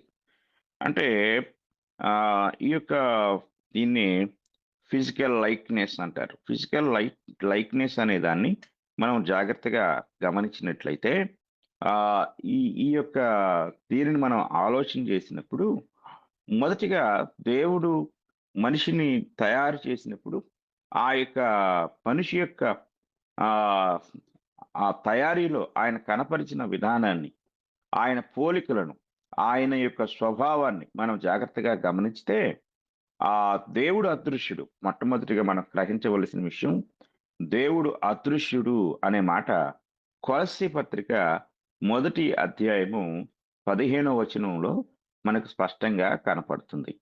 కొలస్సీ పత్రిక మొదటి అధ్యాయము 15వ వచనాన్ని మనం చూస్తే ఆయన అదృశ్య దేవుని స్వరూపి అయి అంటే ఇక్కడ మొట్టమొదటిగా ఈ వచనం ఏం చెప్తుందంటే దేవుడు అదృశ్యుడు అనే సత్యాన్ని తెలియజేస్తుంది. ఆ తరువాత మనం గ్రహించినప్పుడు యోహాను సువార్త 4వ అధ్యాయము 24వ వచనాన్ని మనం పరిశీలించినట్లయితే ఇక్కడ దేవుడు ఆత్మ గనుక ఆయన్ని ఆరాధించువారు ఆత్మతోనూ సత్యముతోనూ ఆరాధింపవలనెను అనే మాట కనపడుతుంది. అంటే దేవుడు ఆత్మ, ఆయన అదృశ్యుడు అనే విషయాన్ని మనకు ఎంతో స్పష్టంగా బైబిల్ తెలియజేస్తా ఉంది. కనుక ఈ విషయాన్ని మనం చాలా జాగ్రత్తగా పరిశీలన చేసినప్పుడు మనకి ఏం కనపడుతుందంటే ఆ యొక్క అదృశ్య దేవుని యొక్క రూపమే మానవుని యొక్క దేహంలో పెట్టబడింది. మానవుడు అదృశ్య దేవుని యొక్క ఆత్మ స్వరూపాన్ని తాను కలిగి ఉన్నాడు అనే సత్యాన్ని మనము చాలా జాగ్రత్తగా పరిశీలించవలసిన వారమై ఉన్నాము. తర్వాత రోమీయులకు రాసిన పత్రిక 5వ అధ్యాయము 14వ వచనాన్ని మనం చదువుకుందాం. రోమీయులకు రాసిన పత్రిక 5వ అధ్యాయము 14వ వచనాన్ని మనం చదువుకున్నట్లయితే అయినను ఆదాము చేసిన అతిక్రమమును పోలి పాపము చేయని వారి మీద కూడా ఆదాము మొదలుకొని మోషే వరకు మరణమేలెను. ఆదాము రాబోవు వానికి గురుతయ్యుండెను. ఇక్కడ జాగ్రత్తగా గమనించాలి. ఆదాము మొదలుకొని మోషే వరకు మరణమేలెను అంటే ఆదాము దగ్గర నుండి ధర్మశాస్త్ర కాలము వరకు కూడా మరణము యొక్క ఏలుబడి కొనసాగుతూనే ఉంది అనేది ఇక్కడ తెలియజేయబడుతుంది. ఆయనను ఆదాము చేసిన అతిక్రమమును పోలి ఇక్కడ ఒక విషయాన్ని జాగ్రత్తగా గ్రహించాలి. తరువాత ఆ వచనంలో కనపడిన ముగింపు మాట ఏమిటంటే ఆదాము రాబోవానికి గుర్తై ఉండెను. రాబోవాడు అనగా ప్రభు అయిన యేసుక్రీస్తు వారు. ఇక్కడ ఒక విషయం గమనించాలి. క్రీస్తు ప్రభు వారు ఆదాము రూపంలో లేదా స్వరూపంలో సృజించబడలేదు. ఇది జాగ్రత్తగా గ్రహించాలి. కానీ ఆదాము క్రీస్తు రూపంలో లేక స్వరూపంలో సృజించబడ్డాడు. ఎందుకంటే క్రీస్తు దేవుడై ఉన్నాడు. కనుక క్రీస్తు ప్రభువు దేవుడు కనుక ఆ దేవుని యొక్క పోలిక, ఆ దేవుని యొక్క రూపంలో ఆదాము సృజించబడ్డాడు. కనుక చాలా జాగ్రత్తగా గమనించాలి. అందుకే ఆయన రాబోయేవాడు అని ఈ వచనం మనకు తెలియజేస్తా ఉంది. కనుక ఆదాము రాబోవానికి గుర్తుగా ఉండెను. రాబోవాడంటే ప్రభు అయిన యేసుక్రీస్తు వారు. వీరిద్దరికి ఉన్న వ్యత్యాసాన్ని తెలియచేయటం ద్వారా ఏం చెప్తున్నాడు? ఆదాము గురించి చెప్పడం లేదు, క్రీస్తుని గురించి చెప్పడం లేదు. ఈ ఈ వీరిద్దరి యొక్క రూపాలు లేక వాటి ద్వారా మానవుని యొక్క 2 స్థితులు చెప్తున్నాడు. పాపానికి ముందు మానవుడు, పాపము తరువాత మానవుడు. పాపము తరువాత మానవుడు పరిపూర్ణమైన ఆదాములోకి వెళ్ళిపోయాడు. అంటే ఆదాము యొక్క స్థితిలోనికి. పాపానికి ముందు మానవుడు దేవుని యొక్క స్వరూపంలో, దేవుని పోలికలో ఉన్నాడు. అనగా ఇంతకుముందు చెప్పుకున్న వచనాల ప్రకారం ఆత్మ స్వరూపిగా, అంటే దేవుని ఆత్మను కలిగిన వాడిగా, అదృశ్య దేవుని యొక్క రూపాన్ని తనలో కలిగి ఉన్నవాడిగా మనం చూడగలం. పాపము తరువాత ఆత్మీయంగా అతడు చనిపోయాడు. ఇది జాగ్రత్తగా మనం గ్రహించాలి. తర్వాత రెండో విషయాన్ని మనం ఆలోచన చేస్తే, మనిషి యొక్క మూల నిర్దోషత్వం, అంటే ప్రారంభంలో మనిషి నిర్దోషి అనే విషయము ఎంతో స్పష్టంగా మనకు బైబిల్ తెలియజేస్తా ఉంది. వాక్య భాగాన్ని మనం చాలా జాగ్రత్తగా పరిశీలించవలసిన వారమై ఉన్నాము. కనుక ఆదాము దేవుని చేత సృజించబడినప్పుడు ఆదాము దేవుని యొక్క పరిశుద్ధతలోను, నీతిలోను, అలాగే ఇంకా పరిపూర్ణమైన స్థితిలో అతడు సృజించబడ్డాడు. అతడు నిర్దోషిగా సృజించబడ్డాడు. అలాగే ఇది జాగ్రత్తగా మనం పరిశీలించవలసిన వారమై ఉన్నాం. అయితే దేవుని యొక్క వాక్యాన్ని మనం పరిశీలన చేసినప్పుడు ప్రసంగి గ్రంథంలో మనకు ఒక మాట స్పష్టంగా కనబడుతుంది. ప్రసంగి గ్రంథాన్ని మనము ఆలోచించినట్లయితే అక్కడ ప్రసంగి గ్రంథాన్ని మనం పరిశీలిద్దాము ఒకసారి. దేవుడు మనిషిని తయారు చేసినప్పుడు ఆ యొక్క తయారీలో ఆయన అనుసరించిన ఆ విధానాన్ని జాగ్రత్తగా మనం పరిశీలించినట్లయితే అక్కడ ఒక మాట మనకి స్పష్టంగా కనపడుతూ ఉంది. 7వ అధ్యాయము 29వ వచనం. ప్రసంగి గ్రంథము 7వ అధ్యాయము 29వ వచనాన్ని మనం చదువుకుంటే, ఇది ఒకటి మాత్రము నేను కనుగొంటిని, ఏమనగా దేవుడు నరులను యథార్థవంతులనుగా పుట్టించెను గాని వారు వివిధమైన తంత్రములు కల్పించుకొని ఉన్నారు. దేవుడు మనుషులను యథార్థవంతులనుగా, అంటే మనిషి మూలంలో అతడు నిర్దోషి, అతడు యథార్థవంతుడు, అతడు పరిశుద్ధుడు, అతడు నీతివంతుడు. ఎందుకు అనేది మనం చాలా జాగ్రత్తగా పరిశీలించినట్లయితే అతడు దేవునిలో నుండి వచ్చినవాడు, దేవుని యొక్క స్వరూపము, దేవుని యొక్క పోలిక. ఇది మనం చాలా జాగ్రత్తగా గమనించవలసిన వారమై ఉన్నాం. ఇక మానవుని యొక్క తయారీని గురించి మనం జాగ్రత్తగా ఆలోచన చేసినట్లయితే అందులో మొదటిది శరీరము. శరీరాన్ని గురించి మనం ఆలోచించినప్పుడు శరీరము భూమి నుండి తయారు చేయబడింది. ఇది మనిషిలో మొదటి భాగము. ఆదికాండం 2వ అధ్యాయం 7వ వచనాన్ని మనం చదువుకుంటే, దేవుడైన యెహోవా నేల మంటితో నరుని నిర్మించి వాని నాసికారంధ్రములలో. ఆ పాయింట్ని మనం వదిలేద్దాం. మొదటి పాయింట్ ఏముంది మనకి అంటే, నేల మంటితో నరుని నిర్మించి అనే మాట స్పష్టంగా మనకు కనపడుతుంది. శరీరం లోపల మనిషి నివాసముగా, అంటే ఇంగ్లీష్లో దీన్ని ఏమంటారంటే house of the inner man అంటారు. అంటే ఇన్నర్ మ్యాన్ అంటే లోపల మనిషి యొక్క హౌస్, అనగా గృహము ఈ యొక్క మానవ దేహం. ఇది చాలా జాగ్రత్తగా మనం గ్రహించవలసిన వారమై ఉన్నాం. మనము లోపల నివసించేవారము. మనిషి యొక్క బాహ్య రూపము మనిషి యొక్క నివాసము. 2వ కొరింథీ పత్రిక 5వ అధ్యాయము 1వ వచనాన్ని మనం చదువుకుందాం. 2వ కొరింథీ పత్రిక 5వ అధ్యాయము 1వ వచనం. మనం మానవ శరీరాన్ని గురించి ఆలోచన చేస్తున్నాం. మానవ శరీరము మట్టి నుండి తయారు చేయబడింది. అది లోపల ఉండే అసలైన వ్యక్తికి నివాసము. భూమి మీద మన గుడారమైన ఈ నివాసము శిథిలమైపోయినను అంటాడు. అంటే భూమి మీద మన అంటే ఆత్మను గురించి మాట్లాడుతున్నాడు. మన గుడారం అంటే బాహ్య సంబంధమైన శరీరాన్ని గురించి మాట్లాడుతున్నాడు.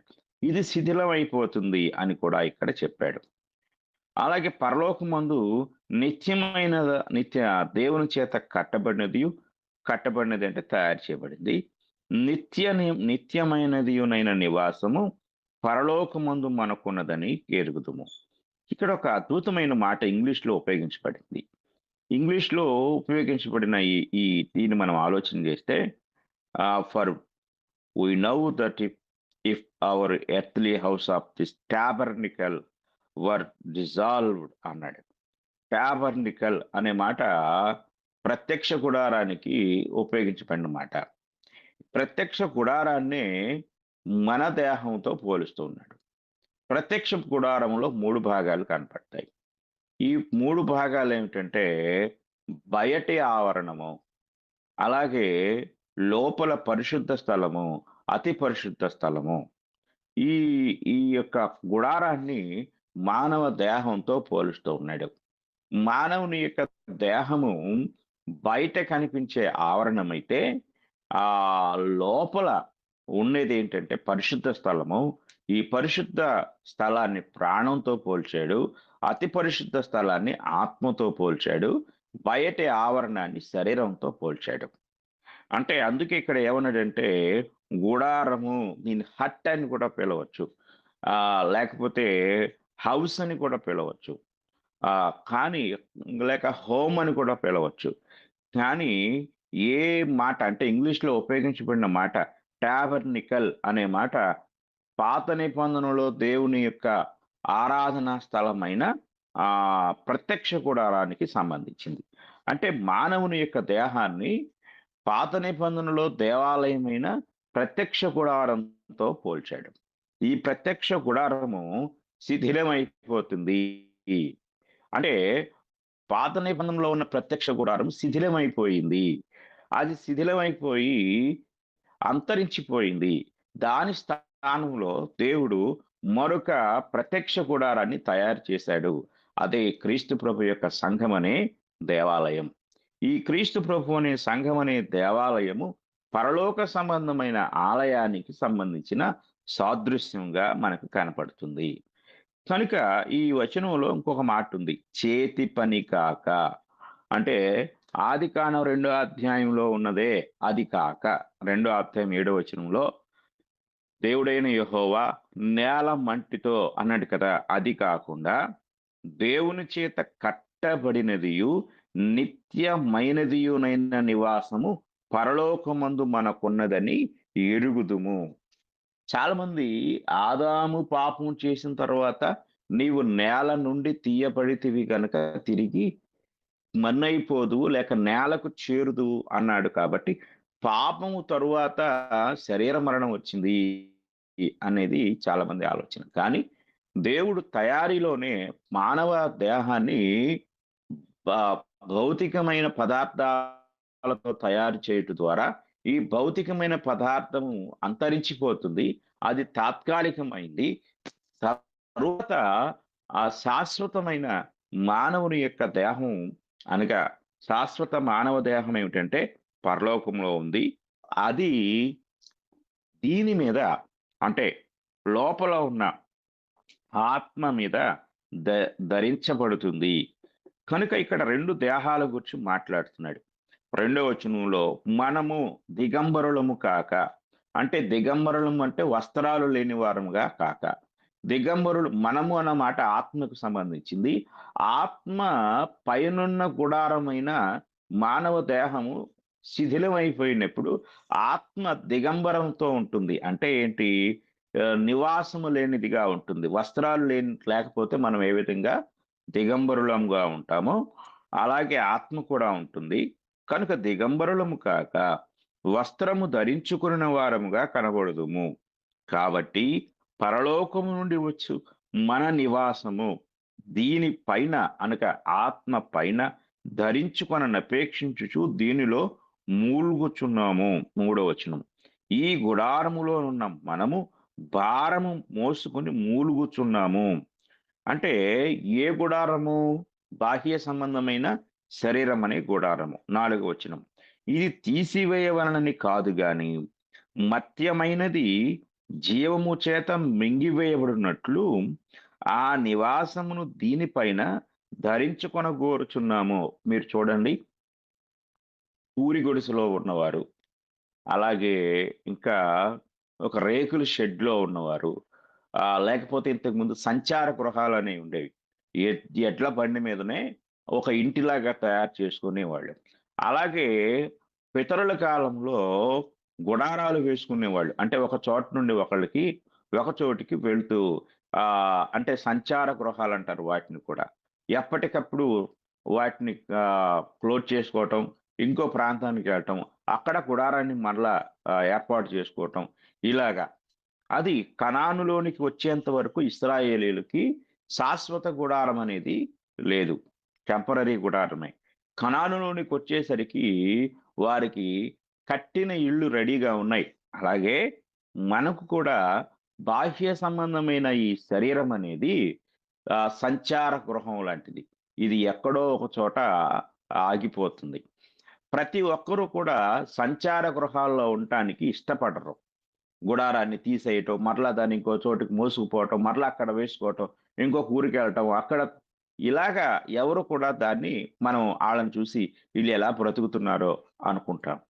శాశ్వత గృహం అనేది ఎప్పుడైతే మనకు వచ్చిందో అప్పుడు మన సంతోషం వేరు.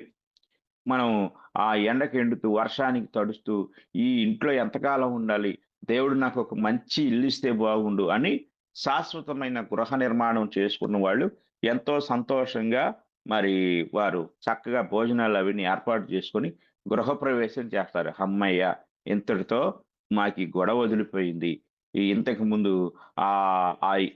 అక్కడ ఇల్లు, ఇక్కడ ఇల్లు, అద్దింట్లో ఉంటూ అద్దిళ్ళని మారిపోతూ ఉండేవాళ్ళం అని బాధపడుతూ ఉంటారు. వారికంటూ ఒక సొంత శాశ్వతమైన గృహము, స్థిరమైన గృహం వచ్చినప్పుడు చాలా సంతోషిస్తారు. మరణంలో దేవుడు దీన్ని మనకు అనుగ్రహిస్తాడు. మనం అనుకుంటాము, అయ్యో చచ్చిపోతే ఏమైపోతుందో అని చావు భయంతో, అమ్మో చనిపోతావేమో, ఈ జబ్బు వచ్చింది. కానీ ఇక్కడ జరుగుతుంది ఏమిటి అంటే, మర్త్యమైనది అనగా మృతమైనది, రాలిపోయేది, తాత్కాలికమైన దేహము, దీనిని దేవుడు తీసివేస్తూ శాశ్వత గృహాన్ని ఇస్తున్నాడు. కానీ మనం దీన్ని అర్థం చేసుకోలేకపోతున్నాం. అంటే మనము అద్దింట్లో ఉంటూ దాన్ని మనం చాలా సఫర్ అవుతూ ఉంటాం. నాకు ఒక సొంత ఇల్లు ఉంటే బాగుండు అనుకుంటాం. బాహ్య సంబంధమైన ఈ భూమి మీద నివసించే ఇళ్ల గురించి మనం చాలా ఫీల్ అవుతూ ఉంటాం, ఆశిస్తాం. కానీ దేవుడు మనకు సొంత ఇల్లు ఇస్తానంటే మాత్రం మనం ఇష్టపడం. అమ్మో నేను చనిపోతానేమో అనేసి చావు అంటే అయిష్టంగా ఉంటాం. మరణం ఏమిస్తుంది మనకు? సొంత ఇల్లునిస్తుంది. అంటే భూమి మీద మన గుడారమైన ఈ నివాసం అనగా బాహ్యమైన ఈ దేహము ఏమవుతుందంటే అది అంతరించిపోయి ఒక శాశ్వత గృహం, నిరంతరము ఉండే గృహాన్ని దేవుతున్నాడు. మరణంలో మనము ఈ తాత్కాలికమైన గృహం నుండి విడిపించబడి మనము శాశ్వత గృహానికి స్థిర అనే సత్యం మనము గ్రహించలేకపోతున్నాము. ఈ విషయాన్ని మనం చాలా జాగ్రత్తగా తెలిసిన వారమై ఉన్నాం. మరణము అనే ఒక చిన్న పని ద్వారా దేవుడు ఆయన అన్నాడు. ఇది మనం అంటే భయపడటము, లేకపోతే మరణం అంటే మరణాన్ని పుట్టించిన దేవుని మనము దూషించటము, ఇవన్నీ మనము చేస్తూ ఉంటాం. కనుక చాలా జాగ్రత్తగా మనం ఆలోచించవలసిన వారమైనాం. యోబు గ్రంథం 4:19 వచనాన్ని మనం చదువుకుందాము. యోబు గ్రంథము 4వ అధ్యాయము 19వ వచనాన్ని మనం చదువుకున్నట్లయితే, జిగట మంటి ఇండ్లలో నివసించు వారి యందు, మంటిలో పుట్టిన వారి యందు, చిమ్మట చితికిపోవునట్లు చితికిపోవు వారి యందు మరి ఎన్ని కనుగొనును అంటాడు.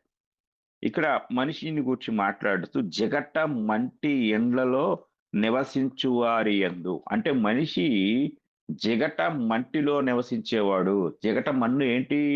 మానవ దేహం. మనం ఇప్పుడు మాట్లాడుకున్న పాయింట్ అంతా దేహాన్ని గుర్చే, బాహ్య సంబంధమైన శరీరాన్ని గురించి మనం మాట్లాడుకుంటున్నాం. మానవ దేహము జిగట మట్టి ఇల్లు. ఇంతకు ముందు పల్లెటూర్లలో మట్టి ఇల్లు ఉండేవి. మట్టి గోడలతో ఇల్లు కట్టుకునేవాళ్ళు. ఆ మట్టి గోడలతో కట్టుకొని అందులో నివసించేవారు. దాంతో పోల్చుతున్నాడు ఇక్కడ. జిగట మంటి, మనం కూడా మట్టి ఇంట్లో ఉంటున్నాం. మనము అనగా ఆత్మ, నివసించేది ఆత్మ, జిగట మట్టి ఇల్లు బాహ్య సంబంధమైన శరీరం. కనుక మానవ శరీరము జిగట మట్టి ఇల్లు. కాబట్టి దేవుడు మనిషిని ఎలా తయారు చేశాడో మనకు స్పష్టంగా ఇక్కడ కనపడతా ఉంది. కనుక ఈ విషయాన్ని మనం ఆలోచించినట్లయితే భౌతికమైన ఈ యొక్క దేహంలో ఈ యొక్క తయారీ విధానం ఇలా జరిగింది. ఈ యొక్క మనం సైన్స్లోకి వెళ్ళినట్లయితే ఆధునిక రసాయన విశ్లేషణలో మన శరీరంలో భూమిలోని అదే మూలకాలు, అంటే భూమిలో ఏమున్నాయి? సోడియం, కార్బన్, ఐరన్, కాపర్, ఇవన్నీ ఉన్నాయి. ఈ మూలకాలు అన్నీ ఉన్నాయి. ఒక మట్టిని తీసుకొని వెళ్ళి దాన్ని ల్యాబ్లో పరీక్షిస్తే ఇవన్నీ మనకు కనపడుతుంది. వెళ్ళినప్పుడు మీలో జింకు లోపం వచ్చింది. జింకు అంటే కొన్ని మల్టీ విటమిన్ టాబ్లెట్లు ఇస్తూ ఉంటారు. ఈ మల్టీ విటమిన్ టాబ్లెట్లో ఏమి ఉంటాయి అంటే ఇవన్నీ ఉంటాయి. ఐరన్ ఉంటుంది, కాపర్ ఉంటుంది, జింక్ ఉంటుంది, ఇవన్నీ ఉంటాయి. అంటే మానవ దేహంలో కూడా ఇవి ఉన్నాయి. అలాగే ప్రకృతిలో మార్పులు వచ్చినప్పుడు మానవ దేహంలో కూడా మార్పులు వస్తూ ఉంటాయి. చూడండి, వేసవి కాలం అంతా కూడా నేల మీద ఎండలు పడినప్పుడు కొన్ని చోట్ల నేల పగుళ్ళిస్తూ ఉంటుంది. తీవ్రమైన వేడి అందులో పడుతుంది. అలాగే వేసవిలో మన శరీరంలో కూడా తీవ్రమైన వేడి పుడుతుంది. వేసవిలో వర్షం కోసం మట్టి లేక నేల ఎదురు చూస్తూ ఉంటుంది. ఆ యొక్క వర్షం పడినప్పుడు ఒక మంచి సువాసన అందులో నుంచి రిలీజ్ అవుతూ ఉంటుంది. అలాగే వేసవి తాపానికి నేల నెర్రలిచ్చి వర్షం కోసం ఎలా ఎదురు చూస్తుందో మనం కూడా ఎండలో నుంచి బయట తిరిగి వచ్చినప్పుడు కాస్త చల్లటి నీడ దొరికితే బాగుండు, చల్లటి నీళ్లు తాగితే బాగుండు, అలాగే చల్లటి గదిలోకి వెళ్తే, ఏసీలోనికి వెళ్తే బాగుండు అని మన శరీరం కూడా ఆలోచిస్తుంది. భూమిలో ఎలాంటి మార్పులు మొదలవుతాయో మన దేహంలో కూడా అలాగే మార్పులు మొదలవుతాయి. ఇది మనం చాలా జాగ్రత్తగా గ్రహించవలసిన వారమై ఉన్నాం. కనుక బయట ప్రకృతిలో మార్పులు జరిగినప్పుడు మానవ దేహం ఏ విధంగా స్పందిస్తుందో మనకు తెలుసు. మనము వేసవి కాలంలో ఎలా మన శరీరం స్పందిస్తుంది, శీతాకాలంలో ఎలా స్పందిస్తుంది, అలాగే వర్షాకాలంలో ఎలా స్పందిస్తుంది. అంటే బయట ప్రకృతిలో మార్పులు సంభవించిన ప్రతిసారి మనలో, మన దేహంలో కూడా మార్పులు సంభవిస్తూ ఉంటాయి. కారణం ఏమిటంటే ఈ దేహము అందులో నుంచే వచ్చింది, ప్రకృతిలో నుండి వచ్చింది, మట్టిలో నుండి వచ్చింది. కనుక మనము ఈ మార్పులను మనము చూడగలుగుతూ ఉంటాం. ఇక తరువాత పాయింట్ మనం ఆలోచించినట్లయితే మరణం మనిషి మూలాన్ని నిరూపిస్తుంది. ఇది మనం జాగ్రత్తగా గమనించాలి. మనిషి మరణాన్ని అది నిరూపిస్తుంది. అంటే దేవుడు ఆదికాండం 3వ అధ్యాయము 19వ వచనంలో దేవుడు ఇలా తెలియజేస్తూ ఉంటాడు. ఆదికాండము 3వ అధ్యాయము 19వ వచనంలో పాపము చేసిన తర్వాత మనిషిని శపిస్తూ అందులో ఒక మాట ఆయన అన్నాడు, నీవు నేలకు తిరిగి చేరు వరకు నీ ముఖపు చెమట కార్చి ఆహారము తిందువు. ఈ మొదటి లైన్‌లోనే నేలకు తిరిగి అంటే మనిషి ఆదికాండం 2వ అధ్యాయం 7వ వచనంలో ఆ నేల నుండి అనగా దేవుడైన యెహోవా నేల మట్టితో నరుని నిర్మించి అనే వచనము మానవుని యొక్క మూలాన్ని తెలియజేస్తూ ఉంటే, మరణం ఆ మూలాన్ని రూఢి చేస్తుంది. ఎందుకంటే మరణించిన మనిషి మరలా తిరిగి నేలలోనికే, తిరిగి ప్రకృతిలోనికే వెళ్ళిపోవాలి. ఏలయనగా నేల నుండి నీవు తీయబడితివి నీవు మన్నే గనుక తిరిగి మన్నయిపోదువు అని చెప్పాను. అంటే మనిషి యొక్క మరణం మనిషి యొక్క పుట్టుకను లేక మనిషి యొక్క మూలాన్ని సాక్ష్యమిస్తుంది, దృఢపరుస్తుంది, ఆ ధృవీకరిస్తుంది అనే సత్యాన్ని మనం జాగ్రత్తగా గ్రహించాలి. ఇక రెండో విషయానికొస్తే ప్రాణం. ప్రాణాన్ని గురించి మనం ఆలోచించినప్పుడు జీవవాయువు అన్నాడు. జీవవాయువును ఊదగా నరుడు జీవాత్మ ఆయను. అనగా ఆత్మను ఎప్పుడైతే ప్రవేశపెట్టాడో మనిషి ఒక జీవించు ప్రాణిగా తయారయ్యాడు. 1 కొరింథీ పత్రిక 15వ అధ్యాయము 45వ వచనాన్ని మనం చదువుకుందాం. 1 కొరింథీ పత్రిక 15వ అధ్యాయము 45వ వచనాన్ని మనం చదువుకున్నట్లయితే అక్కడ ఈ మాట కనపడుతుంది. ఇందు విషయమై ఆదామును మొదటి మనుషుడు జీవించు ప్రాణి ఆయనని వ్రాయబడి ఉన్నది. కడపటి ఆదాము జీవించు ఆత్మ ఆయను. సరే, రెండవ వ్యక్తిని మనం వదిలేద్దాం. మొదటి వ్యక్తిని గురించి మనం ఆలోచన చేసినప్పుడు ఇందు విషయమై ఆదామును మొదటి మనుషుడు జీవించు ప్రాణి అన్నాడు. జీవించు ఇంగ్లీష్లో ఏముంటుందంటే Adam was made a living soul అన్నాడు. కనుక లివింగ్ సోల్ అనగా జీవించు ప్రాణి అంటే ప్రాణులలో ఒక ప్రాణి కాదు కానీ మొదట సృజించబడిన ఆదాము ఒక డిఫరెంట్ ప్రాణి అయ్యాడు. అంటే మిగిలిన ప్రాణుల్లో ఆత్మ లేదు కానీ ఆదాములో ఆత్మతో కూడిన ప్రాణం అనేది ఉన్నట్లుగా ఇక్కడ మనం గమనించగలం. ప్రాణం అంటే కేవలం బ్రతికించే ఒక ఇది కాదు. ప్రాణంలో కొన్ని ప్రతిచర్యలు ఉన్నాయి. చూడండి, ప్రాణం అనేది భావోద్వేగాలు, అలాగే కొన్ని ఆసక్తికరమైన విషయాలకు స్థానం. కొన్నిసార్లు మనం అంటూ ఉంటాం, అసలు నా ప్రాణం బాగోలేదు, నా ప్రాణం చాలా ఇబ్బందిగా ఉంది అని చెప్పి మాట్లాడుతూ ఉంటాం. అంటే ప్రాణము అనేది ఒక ప్రతిచర్యలకు సంబంధించిన భావోద్వేగాలను గ్రహించేది ఉంది.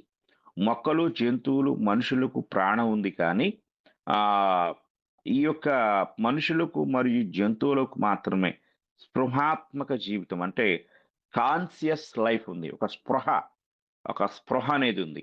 అంటే ప్రాణము ఒక స్పృహ అనే దాన్ని మనకు కలిగిస్తుంది. మనం కొన్నిసార్లు వడదెబ్బ తగిలినప్పుడు లేక ఏదైనా తీవ్రమైన బలహీనత ఏర్పడినప్పుడు అన్కాన్షియస్లోకి వెళ్ళిపోతాం.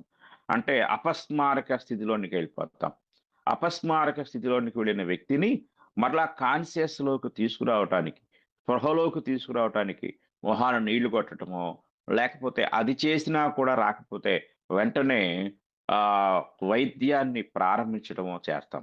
అలా చేయుట ద్వారా ఏం జరుగుతుందంటే మనిషి మరలా స్పృహలోనికి వస్తాడు. ఇది చాలా జాగ్రత్తగా మనం గమనించవలసిన వారమై ఉన్నాం. మనిషి ప్రాణం మరియు జంతువు ప్రాణం మధ్య కూడా తేడా ఉంది. జంతువు ప్రాణం దాని శరీరంతో మాత్రమే సంబంధం కలిగి ఉంటుంది. మనిషి ప్రాణము అతని శరీరంతో, ఆత్మతోనూ కూడా సంబంధం కలిగి ఉంటుంది. ఇది మిగిలిన ప్రాణులకు మనిషి అనే ప్రాణికి ఉన్న వ్యత్యాసం. మనిషి ప్రాణము అనేది ఈ రెండిటి యొక్క రిలేషన్ కలిగి ఉంటుంది. శరీరాన్ని, ఆత్మతో కూడా సంబంధం కలిగి ఉంటుంది. కనుక జంతువు ప్రాణం జంతువుతోనే చనిపోతుంది, కానీ మనిషి ప్రాణం ఎప్పుడూ చావదు. ఎందుకంటే అతడు జీవాత్మగా, లివింగ్ సోల్గా సృజించబడ్డాడు. ఇది గ్రహించాలి. అంటే ప్రాణము, ఆత్మ ఈ రెండు సపరేట్ అయిపోతాయి. మరణంలో శరీరం సపరేట్ అయిపోతుంది. అంతరించిపోయేది శరీరం ఒక్కటే, కానీ ప్రాణం, ఆత్మ రెండు మనిషిలో ఏకీభవించి ఉన్నాయి కనుక ఈ రెండు ఏకీభవించి సపరేట్ అయిపోతాయి. ఇది మిగిలిన ప్రాణులకు అలాగే మనిషికి ఉన్న వ్యత్యాసం అనే సత్యాన్ని మనము చాలా జాగ్రత్తగా గమనించవలసిన వారమై ఉన్నాము. అలాగే ఈ యొక్క ఆలోచన మనం చాలా జాగ్రత్తగా పరిశీలించినప్పుడు ప్రాణములో కొన్ని సంగతులు మనకి ఇమిడి ఉన్నాయి. అదేమిటి అనేది మనం ఆలోచించినట్లయితే ప్రాణము భావోద్వేగాలను కలిగి ఉంటుంది. అంటే మనలో కొన్ని భావాలను అది కలిగి ఉంటుంది. ఉద్వేగాలు, మనం కొన్నిసార్లు ఉద్వేగానికి లోనవుతాం. అలాగే ప్రాణంలో ఏముంటుందంటే ఆసక్తి ఉంటుంది. అంటే కొన్ని ఇష్టాయిష్టాలు మనిషికి ఉంటూ ఉంటాయి. ఇది జాగ్రత్తగా గ్రహించాలి. శరీరం వేరు అనేది మనం గమనించండి. శరీరం కేవలము నివాసమే అనేది ఒకటి మీరు గుర్తుపెట్టుకోండి. అంటే ప్రాణము, ఆత్మ కలిసి ఏలే ప్రపంచానికి అదొక రాజ్యం అంతే. ఏలేది మాత్రం ఈ ప్రాణం, ఈ ఆత్మే అనే సంగతి మనం గ్రహించవలసిన వారమై ఉన్నాం. ప్రాణంలో ఏమున్నాయి అనే సంగతి మనము చాలా జాగ్రత్తగా ఆలోచించినట్లయితే ప్రాణములో ఆ ప్రాణానికి కొన్ని కోరికలు ఉన్నాయి, కొన్ని ఆసక్తులు అనేవి ఉన్నాయి. ఇది జాగ్రత్తగా మనం పరిశీలించవలసిన వారమై ఉన్నాం. కనుక ఈ యొక్క వాక్య భాగాన్ని మనము చాలా జాగ్రత్తగా పరిశీలించినట్లయితే మొదటిగా మానవుని యొక్క తయారీ గురించి మనం చెప్పుకున్నాము. అలాగే మానవ తయారీలో, పుట్టుకలో మనిషి దేవుని స్వరూపము, దేవుని పోలిక అనేది మనం చెప్పుకున్నాము. తర్వాత ఆ దేవుని పోలిక అయిన మానవుడు నివసించే నివాస స్థలమే, గుడారమే భౌతిక దేహం అని మనం చెప్పుకున్నాము. ఆ భౌతిక దేహం లోపల రెండు ఉన్నాయి, ప్రాణం ఉంది, ఆత్మ ఉంది అని మనం చెప్పుకున్నాము. అయితే ఈ ప్రాణానికి కొన్ని కోరికలు ఉన్నాయి, కొన్ని ఇష్టాయిష్టాలు ఉన్నాయి అనే సత్యాన్ని ఇప్పుడు మనము ధ్యానిస్తూ ఉన్నాం. అయితే ఈ ఏమేమి ఉన్నాయి అనేది మనము ఆలోచించినట్లయితే మనిషి యొక్క ప్రాణంలో చాలా సంగతులు మనకి కనపడుతున్నాయి. కనుక ఈ సంగతులను మనము రేపటి దినాన ధ్యానిద్దాం. అంటే మనిషి ప్రాణానికి ఉండే ఇష్టాయిష్టాలు లేక కోరికలు, ఆలోచనలు, వీటన్నిటిని గురించి రేపటి దినము మనము ధ్యానిద్దాము. ఈరోజు మనిషి యొక్క మూలం, పుట్టుక, అలాగే అతని యొక్క భౌతిక దేహము, వీటిని గురించి మనం ధ్యానించాం. కనుక ఈ సంగతులు మనం చక్కగా గుర్తుపెట్టుకొని మరలా మనము రేపటి పాఠానికి సిద్ధపడదాము. ఇది ధ్యానిస్తూ ఉండగా మనము కొన్ని సంగతులు నేర్చుకోవాలి. మనల్ని గూర్చి నేర్చుకునేది ఇది. మనల్ని గూర్చి నేర్చుకునేటప్పుడు మనం అంటే ఏంటో మనకు దేవుడు స్పష్టపరుస్తున్నాడు. మనల్ని గూర్చి మనం నేర్చుకున్నట్టు ద్వారా దేవుని గూర్చి కూడా మనం గ్రహించగలము. సంకల్పాన్ని, అనగా దేవుని సంకల్పాన్ని మనం గ్రహించగలము. మన యొక్క స్థితి ఏంటో కూడా మనకు లోపలికి పాఠంలోకి వెళ్ళేటప్పుడు కూడా మనకి తెలుస్తుంది. వీటిని తెలుసుకున్న ద్వారా మనము మరి ఎక్కువ దేవుని పట్ల భయము, భక్తి కలిగి ఎంతో దేవుని చిత్తాన్ని గ్రహించే వారంగా బ్రతకాలనే సత్యాన్ని ప్రతి ఒక్కరూ గ్రహించవలసిందిగా మీకు తెలియజేస్తూ ఈ మాటలు నేను ముగిస్తూ ఉన్నాను. ఇంతవరకు శ్రద్ధగా విన్న మీ అందరికీ కూడా నా హృదయపూర్వకమైన వందనములు తెలియజేస్తూ అందరికీ వందనాలు. మీకు కూడా వందనములు సార్. మీరే ముగింపు ప్రార్థన చేయండి.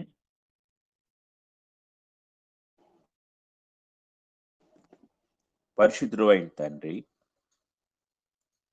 జిగటమంటి గుడారంలో నివసించు మమ్ములను మీ మహాకృప ద్వారా ఈ జిగటమంటి గుడారంలో మీ మహిమైశ్వర్యాన్ని ఉంచి ఈ మహిమైశ్వర్యాన్ని అనేకులకు ప్రకటించు భాగ్యమును అనుగ్రహించిన తండ్రి మీకు స్తోత్రములు. మేము ఎంత అల్పులమో, ఎంత అయోగ్యులమో తండ్రి మీ వాక్యం ద్వారా మీరు మాకు బయలుపరుస్తూ ఉన్నారు. మీరు మాకు బయలుపరిచిన ఈ సంగతులను మేము ఎంతో శ్రద్ధతో ధ్యానిస్తూ తండ్రి మా యొక్క నిర్మాణము, ఆ నిర్మాణంలో మీరు కనపరిచిన అసాధారణమైన జ్ఞానము, ఈ యొక్క ప్రకృతిలో ఏ ప్రాణిలో లేని వైవిధ్యమైన తయారీని మీరు మాకు అనుగ్రహించారు. కారణం తండ్రి, మేము మీ బిడ్డలము, మీ పోలికలము, మీ రూపాలము అనే సత్యాన్ని వాక్యం ద్వారా మీరు మాకు బయలుపరిచారు. మా తండ్రి, మీ పోలికను, రూపాన్ని కోల్పోయిన మాకు మరలా మీ కుమారుని శిలువ మరణం ద్వారా తిరిగి పోగొట్టుకున్న రూపాన్ని అనుగ్రహించిన విధాన్ని బట్టి మీకు స్తోత్రములు. ఇటు సత్యాన్ని గ్రహించిన వారు తండ్రి ఈ వాక్యాన్ని వినుట ద్వారానైనా వారి జీవితాలను మార్చుకుని మీ పోలికలోనికి, మీ రూపముగా మార్చబడే భాగ్యాన్ని క్రీస్తునందు సద్వినియోగం పరుచుకునే కృప దయచేయమని వేడుకుంటున్నాం. అలాగే మా తండ్రి, మరి ఈరోజు విన్న పాఠం అందరి హృదయాల్లో తండ్రి మీరు అర్థమయ్యే రీతిగా తండ్రి స్థిరపరచమని వేడుకుంటున్నాం. అలాగే మా తండ్రి, మీ యొక్క మహాకృపను బట్టి ఈ యొక్క ఉదయకాల సమయంలో చేరి వచ్చిన మా ప్రియులందరినీ మీరు దీవించి ఆశీర్వదించండి. అలాగే నాకంటే ముందుగా లేవియ కాండాన్ని బోధిస్తున్న మీ దాసుని మీరు బలపరచండి. గ్రూపులో ఉన్న పెద్దవారిని, ప్రోత్సాహకులను మీరు జ్ఞాపకం చేసుకునండి తండ్రి. మరి ఎంతో మంది యొక్క ప్రార్థనలతోనూ సహాయ సహకారములతోనూ నడిపించబడుతున్న ఈ యొక్క ఉదయకాలపు ఈ ప్రార్థన వేదిక అనేకులకు ఆశీర్వాదకరంగా ఉంచబడు భాగ్యము దయచేయండి. అలాగే మాలో తండ్రి బలహీనులుగా ఉన్న తండ్రి వారిని బట్టి ప్రార్థిస్తున్నాము తండ్రి. సహోదరులు వసంతరావు గారికి కావలసిన ఆరోగ్యాన్ని మీరు అనుగ్రహించండి. మీ కృప ద్వారా దీవించి స్వస్థపరిచి సత్యానికి అనుకుని రక్షణలోనికి ప్రవేశించు అనుగ్రహాన్ని అనుగ్రహించమని వేడుకుంటున్నాం. అలాగే ఇద్దరు చిన్న బిడ్డల ఆరోగ్య విషయమై కూడా మేము ప్రార్థిస్తున్నాం. వారి పట్ల మీ కృప, మీ కార్యము జరిగించమని వేడుకుంటున్నాం. దయగలిగిన తండ్రి మీకు స్తుతులు చెల్లిస్తున్నాం. మా గొప్ప దేవ, ఈ సమయంలో మా తండ్రి ఈ కార్యం అంతటినీ కూడా నిర్వహిస్తూ ఉన్న మీ దాసుని దీవించి ఆశీర్వదించండి. అలాగే ఆన్లైన్ బైబిల్ ఇన్స్టిట్యూట్లో చేరిన విద్యార్థులందరూ కూడా క్రమబద్ధంగా మీ వాక్యాన్ని నేర్చుకుని జ్ఞానము, గ్రహింపు, విశ్వాసము ప్రతి ఒక్కరికి కూడా మీ కృప ద్వారా అనుగ్రహించి దీవించి ఆశీర్వదించమని వేడుకుంటూ ఈ ప్రార్థన మా ప్రభు అయిన యేసుక్రీస్తు వారి పరిశుద్ధ నామంలో అడిగి వేడుకుంటూ ఉన్నాము తండ్రి. ఆమేన్.